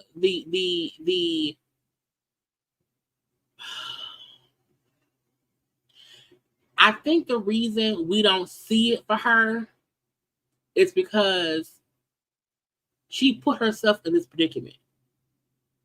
She did. Now, again, in my opinion, after that first baby and her saying he was a bad father at that point, you should have never had a second one. But you did. And you stayed around. So I feel like we don't care because you literally put yourself in a situation to have 2 kids by a man that you knew wasn't even a good husband. He wasn't even a good husband. And you went around there and said, oh, well, I'm just gonna be here. It's like, no. And now you look dumb. And now you want us to feel bad because he didn't do the kid's hair, but neither did you. Y'all both got the kid's hair not done.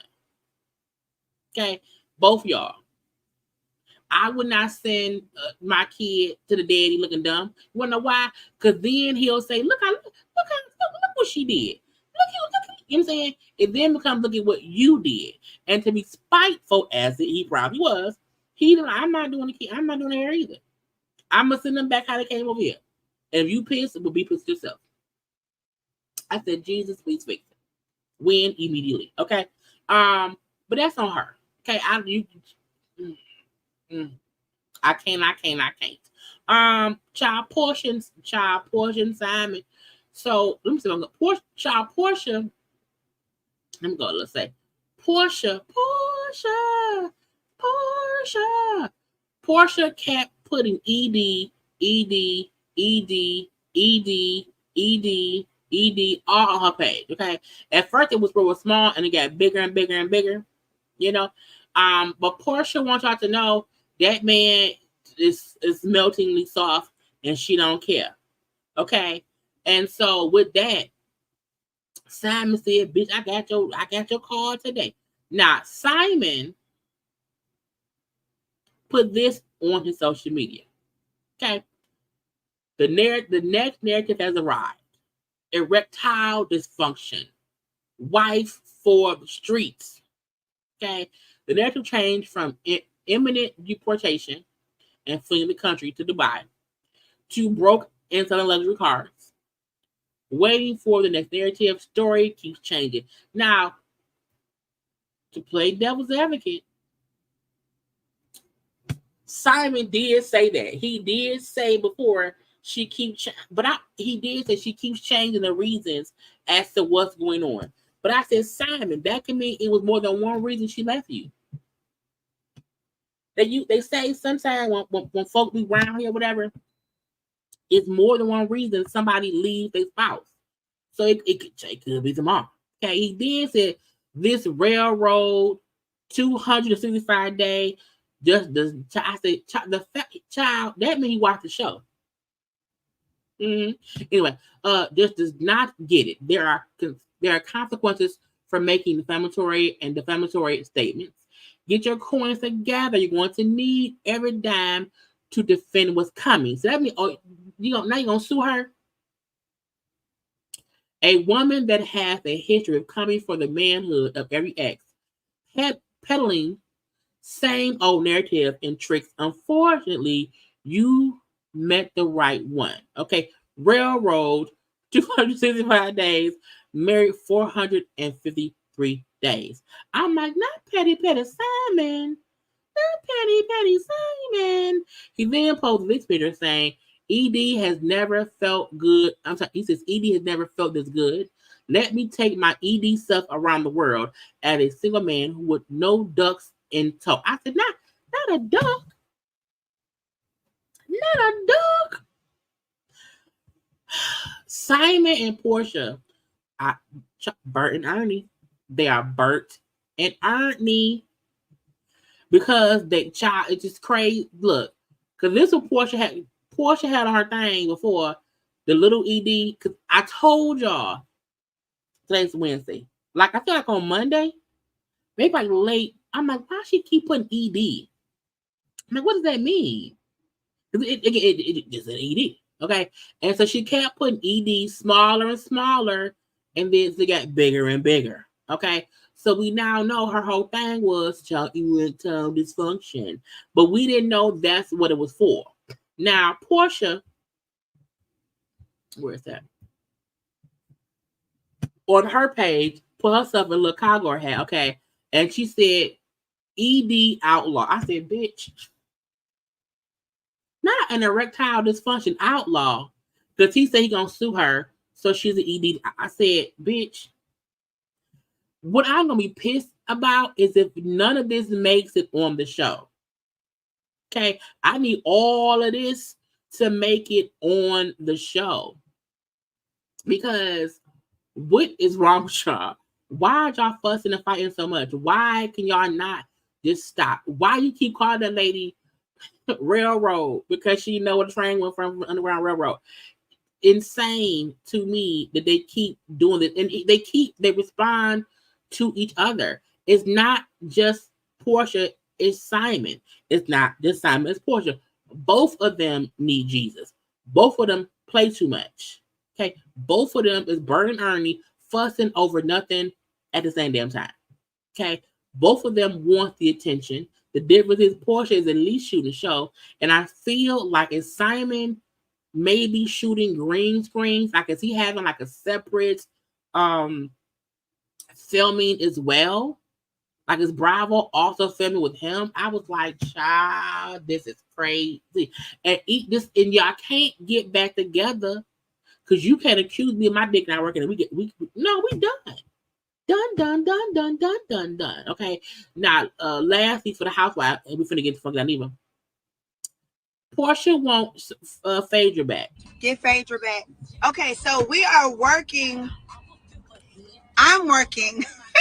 Right, because we ain't doing shit. I really want Phaedra to find her way back home. Okay, I need y'all to go and write Bravo. No. Okay. And let them know. No. That we want Phaedra to come and play. We don't want Phaedra back. Who said that? Hey. Okay. I tend to believe there's enough of Phaedra to go around. Okay. No. We don't want her here. Okay. She's a traitor star. She's rocking Married to Medicine. Why not come and get this bag over here, sis? So to me, that means Porsha round there by herself and can't handle it.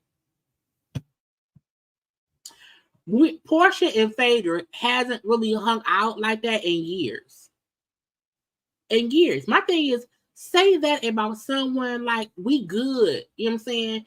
Y'all, you want her back so you can have some backup, is what it was. And me. I'm like, Phaedra not doing shit. Phaedra worked on Traitors because people said Traitors was like a show. You don't have to be yourself. You're supposed to be sneaky. And that's Phaedra. Okay? She didn't do good on the last season of Married to Medicine. It just kept around there.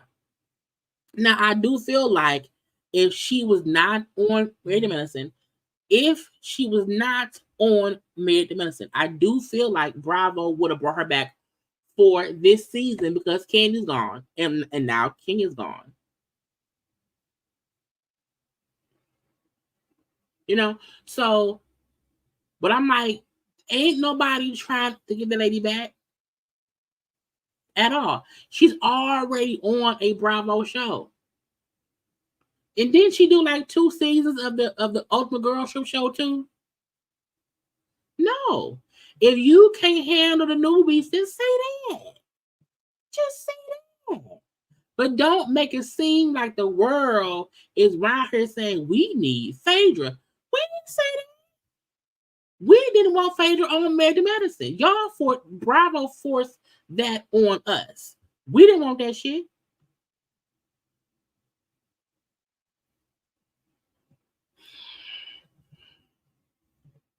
No. Because Phaedra come back. Will Phaedra come back with Apollo? And will Phaedra come back with her actual life? No. Of course not. It is all in vain. Lastly, let's just get into it. Okay. But first, y'all know what to do. Like the video.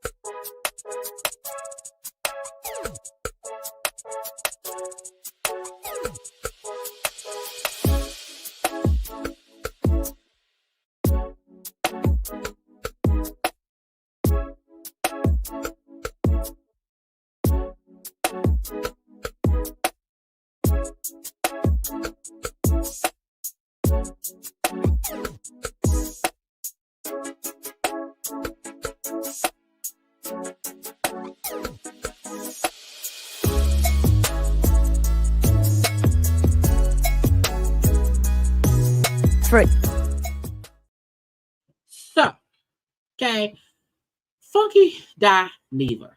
Okay, look, first things first, y'all know everybody has a right to do what they want to do on their channel and have their own conversation. But Funky Dineva is a YouTuber, well, not even to me, a YouTuber, a person, let me see, okay, a popular person that when he covers certain stories, it goes viral. People feel some kind of way. So on his live yesterday, he touched on Keke passing away. Now, I said, Lord, it can't go bad because it's somebody that passed away, and he know the Huntsville people. However, I was driving home and had a plan. You hear me? And when I was hearing Woody's, I said, am I tripping? I know he didn't say that. Now,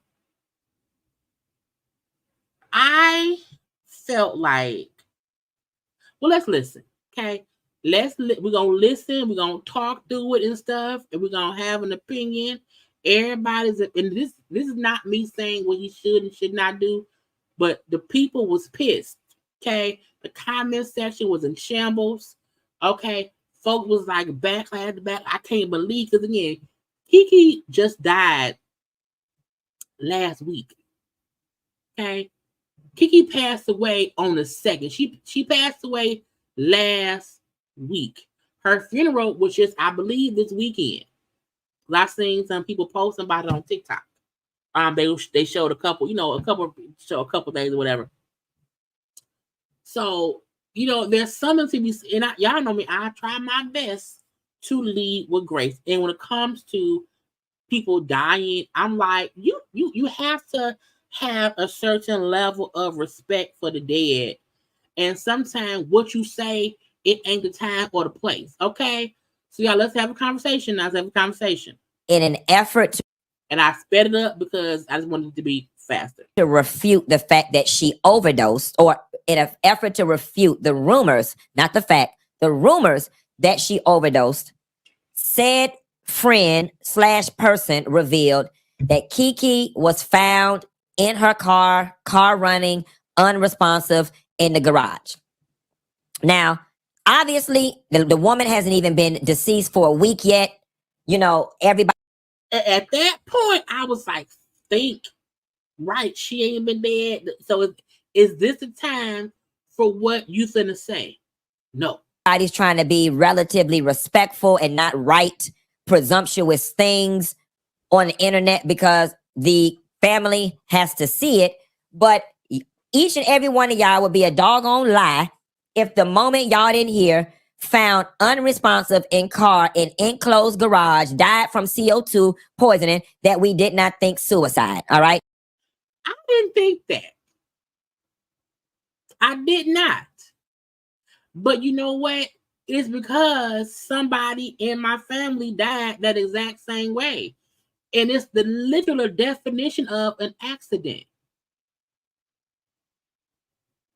It's the literal definition of an accident. I did not think, ooh, that lady killed herself. I didn't think that.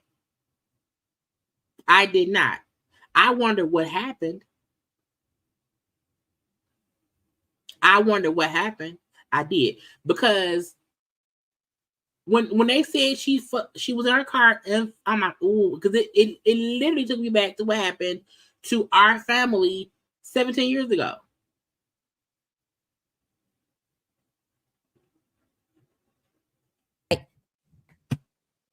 that we did not think suicide. That was, and then the friend tried to dress it up, talking about, you know, she had a reputation. She had a reputation for going to sleep everywhere. And I'm like, girl, listen, as much people as we know, and as much as some of us don't drink and drive, the hardest part is driving home. At the point in which you got in the doggone car, at the point in which you got in the car, pulled it in the garage, let the garage down, then you fall asleep. At that point, they said the car wasn't running. Well, had it been running or had it not been running, if she died from CO2, it was running at some point. So maybe it ran out of gas. Okay. Nevertheless, and I'm not trying to be funny because y'all know I love the Scotts and I love Wanda, but my relationship. And right there, I love the Scotts. I love Wanda. Keke ain't a Scott. Keke and Wanda wasn't even in a good place at this point in time. So I feel like even trying to say, well, I love her auntie, and you know, and I'm like, but that's who she had eyes with. You know what I'm saying? That ain't got nothing to do with that lady at all. You know, so I was like, ooh, I'm like, it's going less. It's going. I'm like, no, go the other way, Funky. Don't go that route. Don't do it. Don't do it. Because listen to me, even if it is thing too, if Keke did do whatever, why come and dig a hole deeper in her family, who's now her children?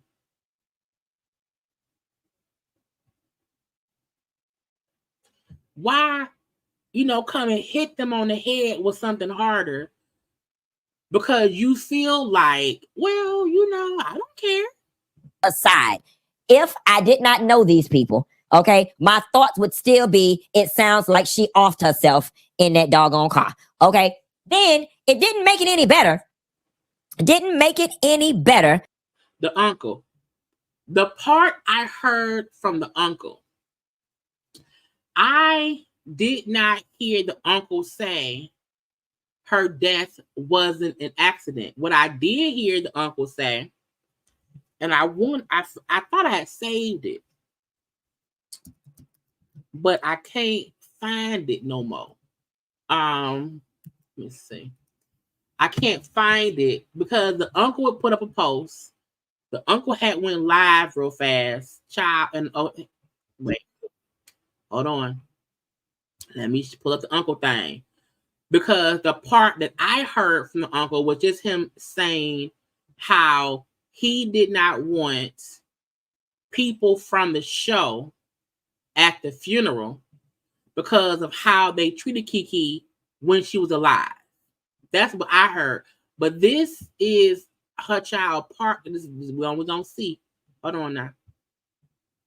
Let's listen, y'all. So and it publicly, so you can get to Wanda, it can get to her daughter, it can get to her sorry ass son-in-law, it can get to all those people on that show. The way that y'all treated her in life, y'all got her down there to Texas and you alienated her. And my folks had to spend hours and hours and hours on the phone trying to reassure her. Now, the uncle scene to be talking about when they had the cash trip to Texas that happened on the last season of him saying, y'all had her down in Texas. And Keke told y'all herself that when she was down in Texas, she got pissed at them and how they talked to her. Okay, that's part one. She said that's why she was talking to the blog because she was pissed. So the uncle bringing up at that Texas, that Austin, I think it was in Austin, Texas, where they went to that big ass house or whatever, and Keke came down there. That's what he's talking about when they had that cash trip in Texas. Trying to help build her confidence. Our entire life for months has been circled around her mental stability. And you guys did everything possible to push her over the edge. So I'm asking you, because we don't want any problems. We peaceful people, and we don't want no problems. We don't want no issues, but we asking you. Do not attend no service on my niece. Do not keep her name out of your mouth. Stop going to these bloggers, feeding them information about what's going on, because you don't know what's going on. You have no clue because you're not inside the room. So you have no right whatsoever to be putting out any information about Keke whatsoever. So that's all I have heard from the uncle. But again, I didn't see the whole live. He did a live on Facebook, and then by the time I found his page, he had deleted it. And I don't see the full live post. I couldn't find the full live nowhere on social media. Nowhere on social media. So the uncle to me never said she offed herself. The uncle only said when they had that trip in Austin and she felt alienated and she felt like y'all dogged her out and she felt bad and she was whatever. That's what he was saying. But that was last year. That was last year. You know? So again, people be hearing these little clips and y'all be hearing little clips and so on. I'm like, from what I heard, the uncle never said Keke, it wasn't an accident. The uncle didn't, from what I saw. I can only speak on what I saw. And I know for a fact if I didn't see it, I don't think Funky did either. Now I know the uncle had cussed, winded them out. I know he was saying he did not like how they treated her. I knew that part. But I haven't seen anything where that man said Keke took herself out the game. How Keke died wasn't an accident. I didn't see that. Her uncle then got on and said, they don't want anyone from the cast at the funeral, and saying that the way they treated her and the way they isolated her left her mentally unstable and yada, yada, yada, yada, and she was broken. And now see, the details of the yada, yada, yada, I'm like, but he not saying the day before she died. That show had her upset. The uncle was saying last year at that trip to Texas, she was pissed. They talked about that in current episodes. But again, that's what happens sometimes when you hear pieces of stuff and you don't really look into it. You don't pay more attention to what's going on. You know, and I kept saying, none of that shit matter right now. And that's why the uncle's saying nobody from that show should come. You want to know why? Because she dead now. And look what y'all doing. Y'all are bringing up shit from a fucking TV show and she dead. So on and so forth. And then, basically alluding to the fact that the stress and the drama and all of that from the show is what drove her off the deep end. And again, I'm like, that ain't true. Because we just listened to the uncle. And he said when they were down there in Texas, and that happened last year. Keke herself talked about that on social media when it happened last year. But she had moved past that. Okay? She had moved past that. But if people really be around here, look, and no tea, no shade, because, Funky Dineva is a big time YouTuber. He at times, in my opinion, don't take the time to fully, look into shit. You know what I'm saying? He will sometimes say, well, so-and-so said. I'm like, but did you go look at what so-and-so really said? You know what I'm saying? But I get it. He busy and he be touching on shit. You know what I'm saying? Touch on this here, touch on that there, touch everywhere. And I always tell y'all, sometimes I know I am long-winded. But you will never leave my life not saying you knew what the fuck was going on. Okay, you getting the A to the Z of what happened. So that way you are informed in how you feel about stuff. Because again, Keke was around here happy recently. Okay? So even trying to bring up how she felt last year while she was on that show and did not like how she felt isolated at that time last year on the trip last year. Okay? Last year. So when people die, what you do not want people to do is try to put how there was unhappy bitch because the uncle. I'm like, that ain't no. He said the shit from before. Okay, that's all I'm saying. I just want to make it clear. Keke, you know, she did, you know.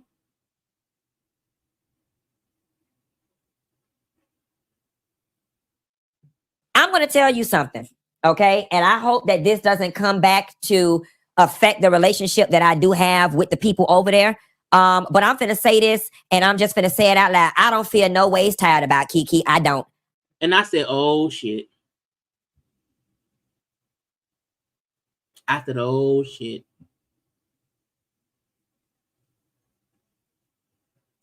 Because to me, when somebody died, unless they killed your people, unless they did something to you, I feel like it's insane when you are a content creator, when you are a, you know, commenter of stuff and this and that and that and do. I feel like it's irresponsible for us when people die to come and say, I don't care if they died. I don't care. I feel the kind of way. And I'm like, and if you don't, then don't talk about them. If somebody passed away who you don't care that they dead, I feel like us as responsible content creators, then don't say shit about because you don't care. You know what I'm saying? Because I feel like we've seen Funky say, I don't care about this, I'm not gonna talk about it. I don't want to get involved in that, so I ain't gonna talk about it. You know what I'm saying? I think we should have that same respect when somebody dies.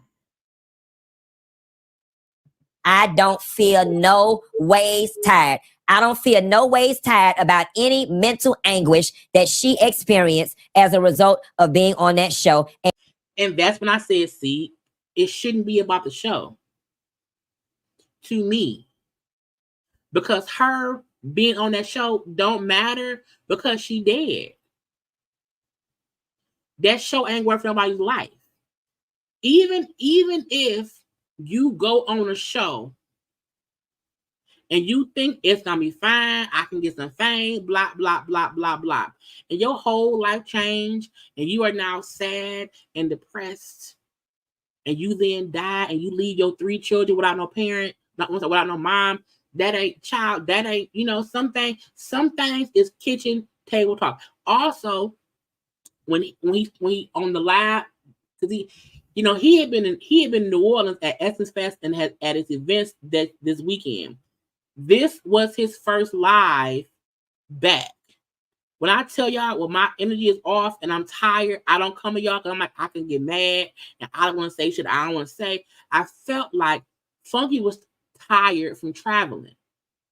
Did not want to come round and he needed one more day off. And he let how he felt just spew on out. And I was like,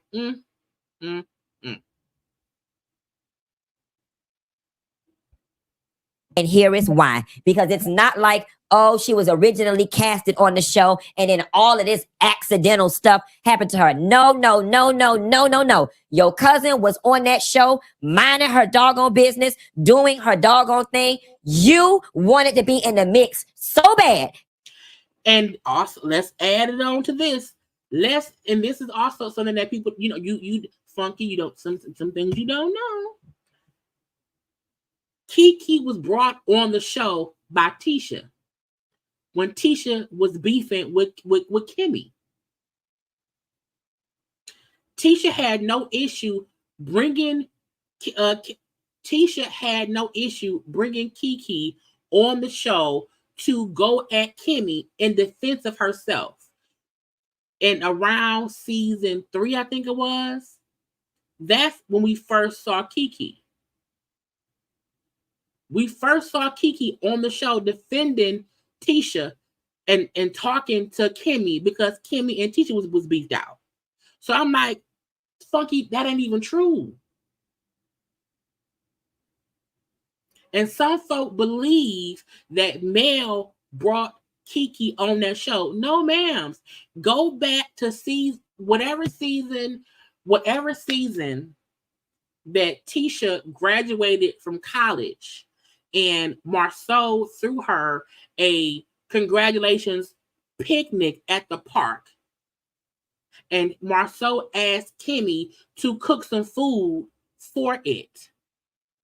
Even though her and Tisha was beefed out, and she said, okay, I'll do it. And at the said picnic in the park, we met Tisha's cousin Keke.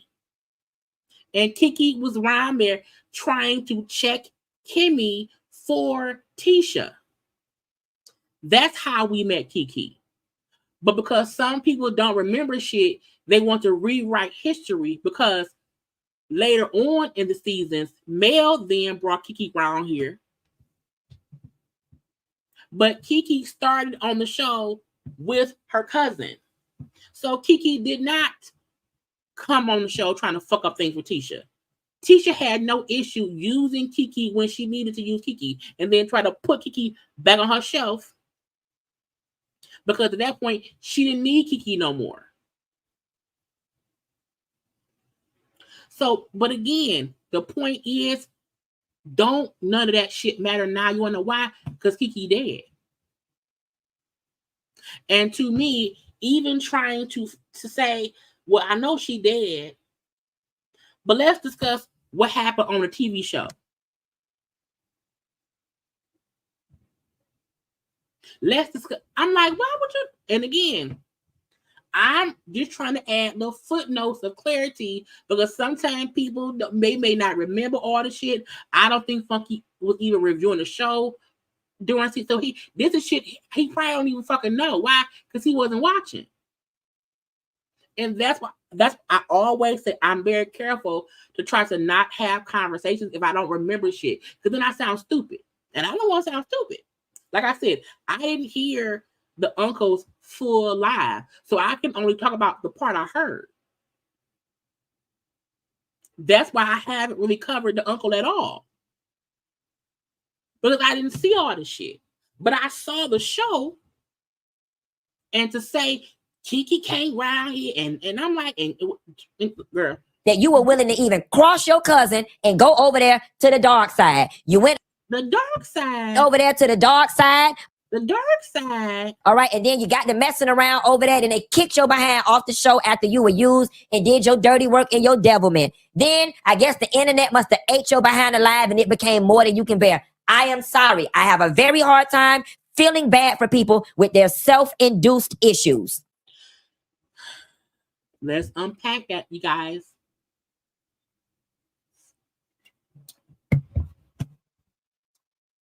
The reason I put up Mel and Keke, he talking about Mel, because in his mind, Keke went over there and teamed up with Mel, and that's how she got on the show. Even though we know that's not. If you go back and watch the show, that's not true. If you go back and watch it, that's not true. And him saying you went to the dark side, meaning you over there with Mel. Why Mel gotta be the dark side? I'm like, what does that mean? What does that mean? And I'm like, the same way Tisha brought on Keke to go at Kimmy, the same way Tisha has used her mama to go at Mel. We can't act like the Scotts and Tisha. We can't act like it's a messy ass show. But at the end of the day, the show don't matter. You wanna know why? Because Keke is dead. You know what I respect? I respect the fact that Carlos King hasn't used Keke's death for the show right now. I'm happy that we haven't heard from Carlos King.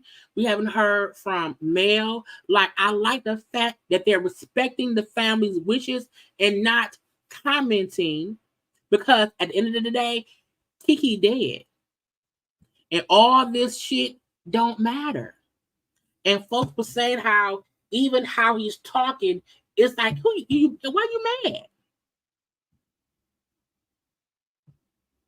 It do seem like he's upset. And I'm like, what did he do to you? You know, there's child. If Evelyn, God forbid, because that lady got a kid, God forbid, Evelyn fucking Lozada passed away. Even I would not be able to come up here and say, "Well, bitch, I don't care," because that don't matter. And y'all know I can't stand Evelyn. Y'all know I can't. The only person I would come up here and say good riddance to bad rubbish is Code 45. That's it. And I wouldn't even come up here and say, I just wouldn't say shit. I wouldn't say nothing. You know what I'm saying? So for me, I'm like, what did Keke do? Because he's child, and again, that's why I always, when I tell y'all if my energy off, I don't go live. Because to me, his energy, that's something else. That's something else. Because Keke ain't, to my knowledge, Keke ain't did shit to you. To my knowledge.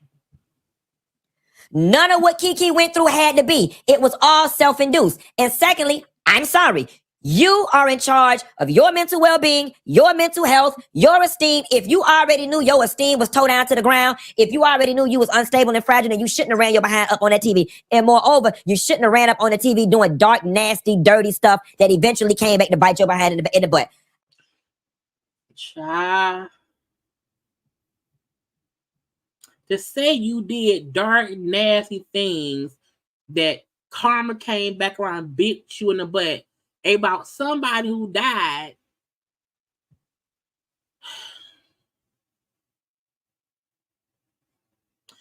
People was pissed. People were upset. It was uncalled for. It was uncalled for. And I feel like as a person, because, you know, he suffers from mental illness too. He's been very vocal about that, you know? And I feel like to even say you are in charge of your, I'm like, you know it ain't that easy because you have been on your own page saying how you wish you can get up, but you can't because you're depressed or whatever it is. You know what I'm saying? So I feel like to even say you are in charge of your mental well-being, it's cockamamie bullshit.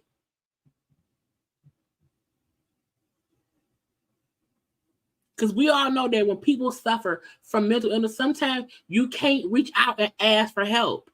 And sometimes them folk leave this earth. So why even put that energy out here? This is why, again, if your energy is off, if you know how you feel about something, don't do it. There are reasons why sometimes I do not have certain conversations. I'm like, why? For what? It's going to piss me off. And I'm going to go off and I'm probably like, why did I? You know what I'm saying? And even if she did take herself out, even if that's true, that is an extremely sensitive conversation. And to me, in my opinion, it's extremely dangerous to say out loud, you just wasn't strong enough to bear your mental illness. You made yourself, because you went on that TV show.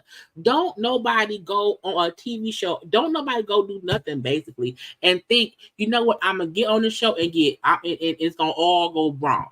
You think the best thing is going to happen. You want to know why? Because the good things happen for everybody else. I am sorry that a family is grieving. I am sorry that this woman didn't have any better ways to cope if she did, in fact, commit suicide. However, nobody did nothing to you, baby. Who said they did? When somebody died, who said somebody? Did Keke say that? Even having a pissed off reaction to a clip that her uncle, who we've never met, said, what does that matter? And to me, the uncle's response was to people on social media with their speculations. The uncle's response was because Tisha or Wanda was giving YouTubers statements to put out for Keke dying.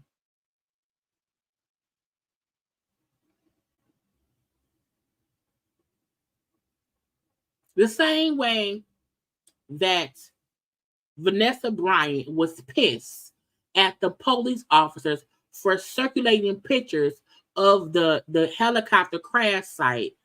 The same way she was pissed off at that and sued their asses, it's probably the same way this uncle was pissed that his niece is dead and the aunt and cousin she had been beefing with is releasing statements to fucking YouTubers who was also dragging Keke on social media. Can you imagine if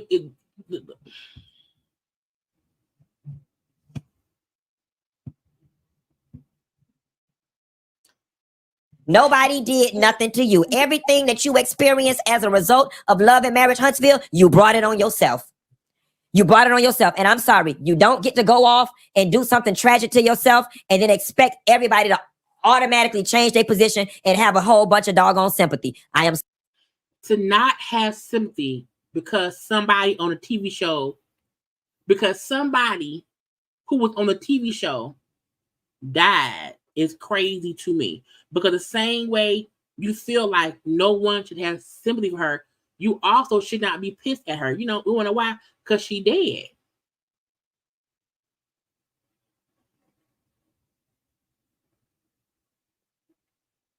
That's why. Keke didn't ask anyone. Keke didn't ask no one for shit because she ain't here no more. You know what I'm saying? And that's also why, as content creators, we have to stop responding to half truths and other folks. And all. That's why I said we're gonna watch this and have a conversation about what don't make no goddamn sense. Now he has every right to feel how you feel. He has every right to voice his opinion on his channel because it's his channel. However, this child, people was pissed because they was like, "What the fuck is wrong with him?" sorry that some children lost their parents. I am sorry that a husband lost their wife. But when it comes to Keke and whatever she may have been experiencing mentally, I don't feel no ways tied. So what that means is, God forbid, if Funky Dineva in one of his depressive states, if something happened, should no one give a fuck? Is my question. If folks feel like you was sitting around it on YouTube and cussing folks out and saying you ain't kidding, so something bad happens to you, should someone say, well, you went around there and was fussing at dead people and now the karma came back around and beat him? No. No one. No. To me, this response was completely irresponsible. It's his opinion, and he has a right to his opinion, but the timing was horrible because the lady just died, for one, and whatever happened on that show don't matter, for two, because also she not even on the show no more. They was currently filming. She wasn't filming the show no more.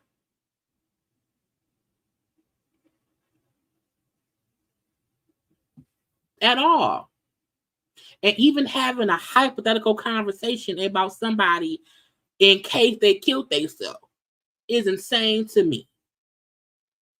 Having a conversation without knowing if that's a fact, and you spew all this I don't careness and it don't matterness, and you should, even if you having mental illness or mental issues, it's your fault because you went on a TV show. It's ridiculous.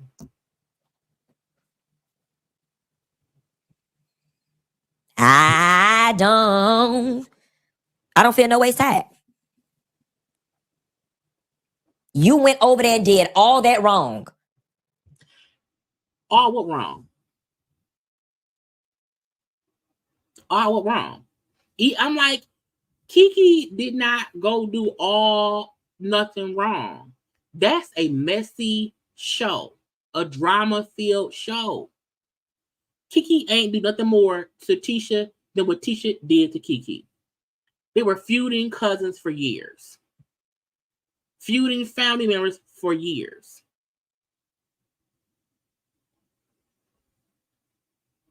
And the fact that he thought, because I can do my show, and I know Wanda, and I know, Marceau and them, this is my thought process of it all. And I said, sir, you are gladly mistaken. Flipped on your family, telling people personal business, sleeping with the ops. And sleeping with the ops. Why mail the child? When Mariah said that when Mariah said that fucking Dineva was paid by somebody to not like her, child, who paid him to not like Keke? Child, I'm just asking a question because it's like she did. What does it matter? And not only that, Tisha and them weren't cool with her no more. Tisha and Keke hadn't fit, you know what I'm saying? So none of this even matters. None of it. Then when the ops was done with you and put you out and you read how the world was viewing you, now all of a sudden, the stress, the stress, I'm so stressed, I'm so mentally unstable. Girl, bye. Girl, bye.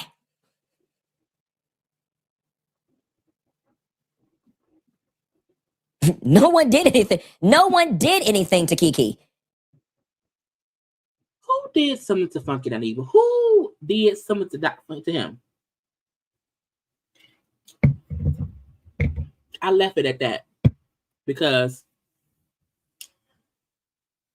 people, in my opinion, were right to be pissed. What he said was horrible. It was horrible. It was rude. It was demoralizing to someone who lost their life. It was innuendo based on speculation. It was spewing hate. You know what I'm saying? I told y'all, in this area of my life, I really try my best to not, go down that rabbit hole to where people are like, dang, yeah, that's negative. Like, I like watching people when we talk about stuff and it makes you laugh about bullshit. It makes you feel good about drama, whatever. But when you go and you hear, like, after a long, he be on at 8 p.m., my time. After a long day of work, I don't want to hear such negativity because you're supposed to be entertaining people. It's supposed to be a good time. Even when we are discussing troubling topics, you still try to make people feel some kind of way at ease. And I feel like even when you are upset with folks, and I get mad too, and I be going off. And I feel like once you can't, once it seemed like you're coming from an extremely negative place when speaking ill of the dead, I feel like you need a break. Because nothing that he said is going to, and also not only that, it wasn't as if people hated Keke. It wasn't as if Keke was getting so much hate from the fans. Keke's issue was her stuff with Tisha and Wanda. Social media wasn't really bullying Keke. Now, some folk did not like what Keke, some folk did not like it. But it wasn't as if she had this bombardment of negativity from the fans. Her issue was always with how they treated her on the show. Tisha and Wanda and Marceau and whoever else. You know what I'm saying? And at the end of the day, the fact that Tisha and Wanda have to live with she died and they were at odds. So they have to deal with that. You know what I'm saying? So in my opinion, I felt like even trying to insinuate that it was that she took herself out, trying to call mail the ops and all of that shit to me was uncalled for. Because at the end of the day, when somebody is dead, none of that shit matter. Now, I don't know if he has never lost someone, and so he don't understand that that's not what you're supposed to do for dead. That ain't. I told y'all, ever since my dad died in 2015, child, I can't handle death. Okay, that shit be impacting me. And the killing part was when Keke, I told her, I was like, my engine was off. And then I did not know the time that she died the same way that someone in our family died.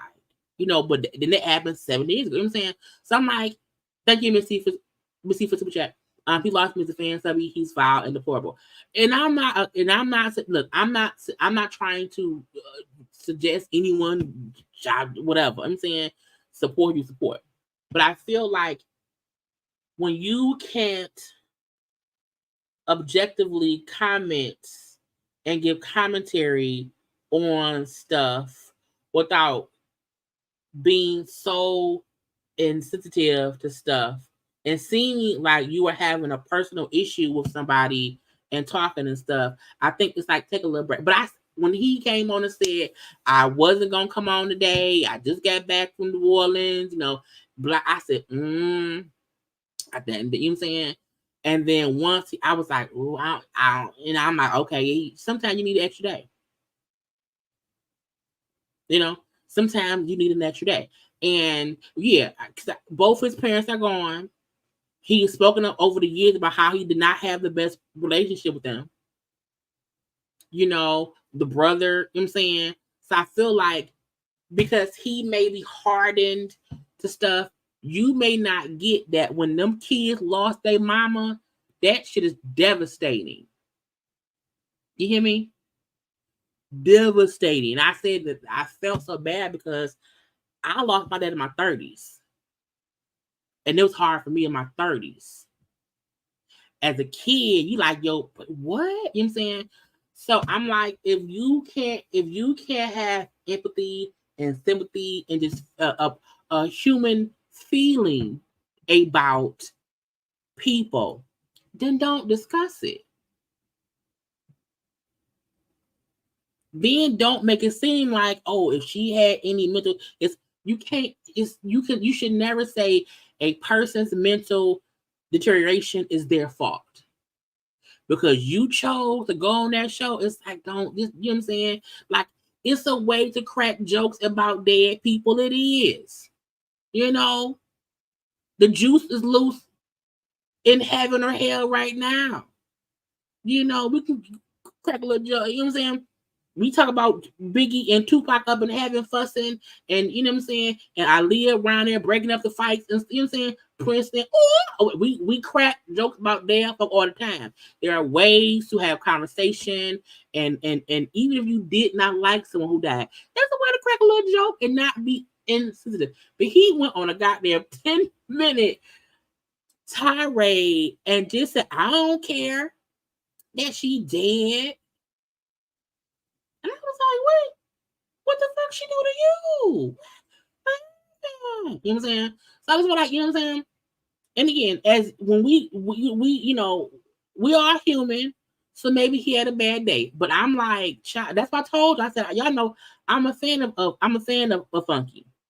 However, when Funky be on his bullshit, I call him out. So I see folk all the time say, you don't never call him out. I do. But it's worth it. Because there's a difference between if he says something and I don't agree with it, like I don't have to always say, well, fuck you said.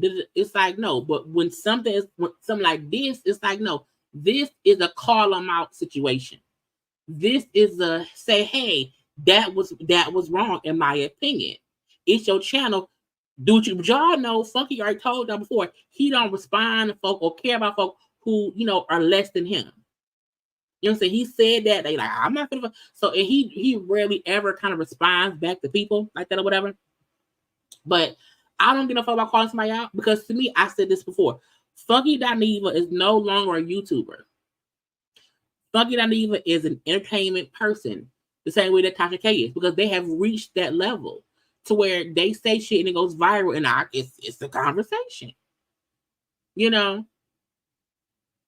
So I don't mind saying that was some bullshit. I don't agree with that at all.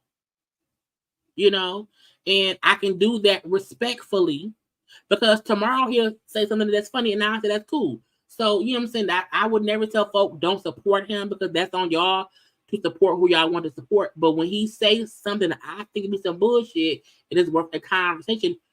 We have the conversation. Okay. Keke,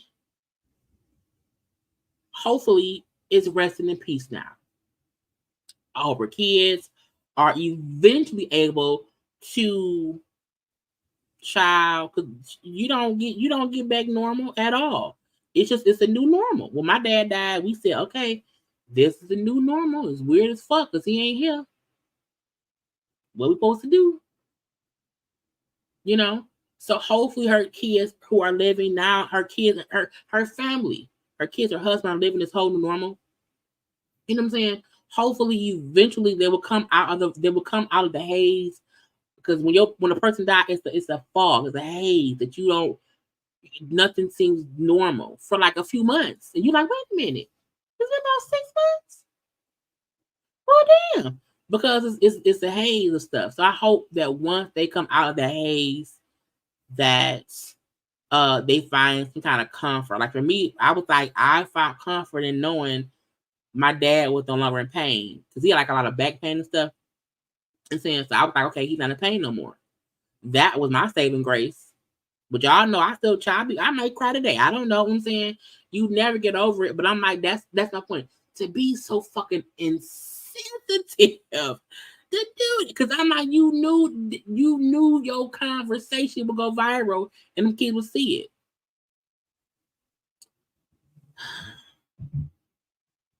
Yeah, I heard a bit of his live today. I didn't see the whole thing. So I didn't know what he discussed. He did not address it at all today. That makes me think he knows he messed up because usually when he hit the blog, he makes at least a small comment. He hasn't said nothing about it. Because he probably got. I'm pretty sure somebody on his team or whatever said, "No, why the fuck did you do that?" Well, you know what I'm saying, and you can't walk that back because you said it with your full chest. You can't walk that back. You can't because you said it. All you can do is not say shit else. But also, I think folk will see, okay, we know where I think folk know where his alliances lie with Tisha and Wanda and Marcel and them, the Scotts. Because he kept calling Mel. I said, not the pop shop. But we shall see. But anyway, y'all, we done. We're not gonna be here long. 2 hours and 37 minutes later. But yeah, we had a good time. Y'all had a good old time discussing things and whatnot. So I hope y'all had a good time with me today. Okay. And again, we're gonna always wish, good vibes and loving feelings. And even if we don't like people, even if folk do dumb things and they not here no more, there's still a way for us to, address things or whatever. We're not perfect and stuff like that. Okay. But I've learned, I feel like in my life, I have to lead with grace because I just don't have time to not do that.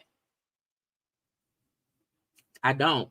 I'm not rich enough to be that callous. I don't have the funds for that. You know what I'm saying? Baby fuck you don't care because he's like, I don't care.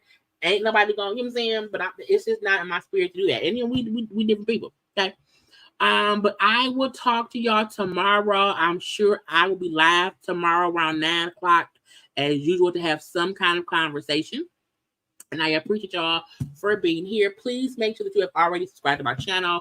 I hope you have already also liked the video. You can follow me on social media at JayLeesCorner on IG, Twitter, and TikTok.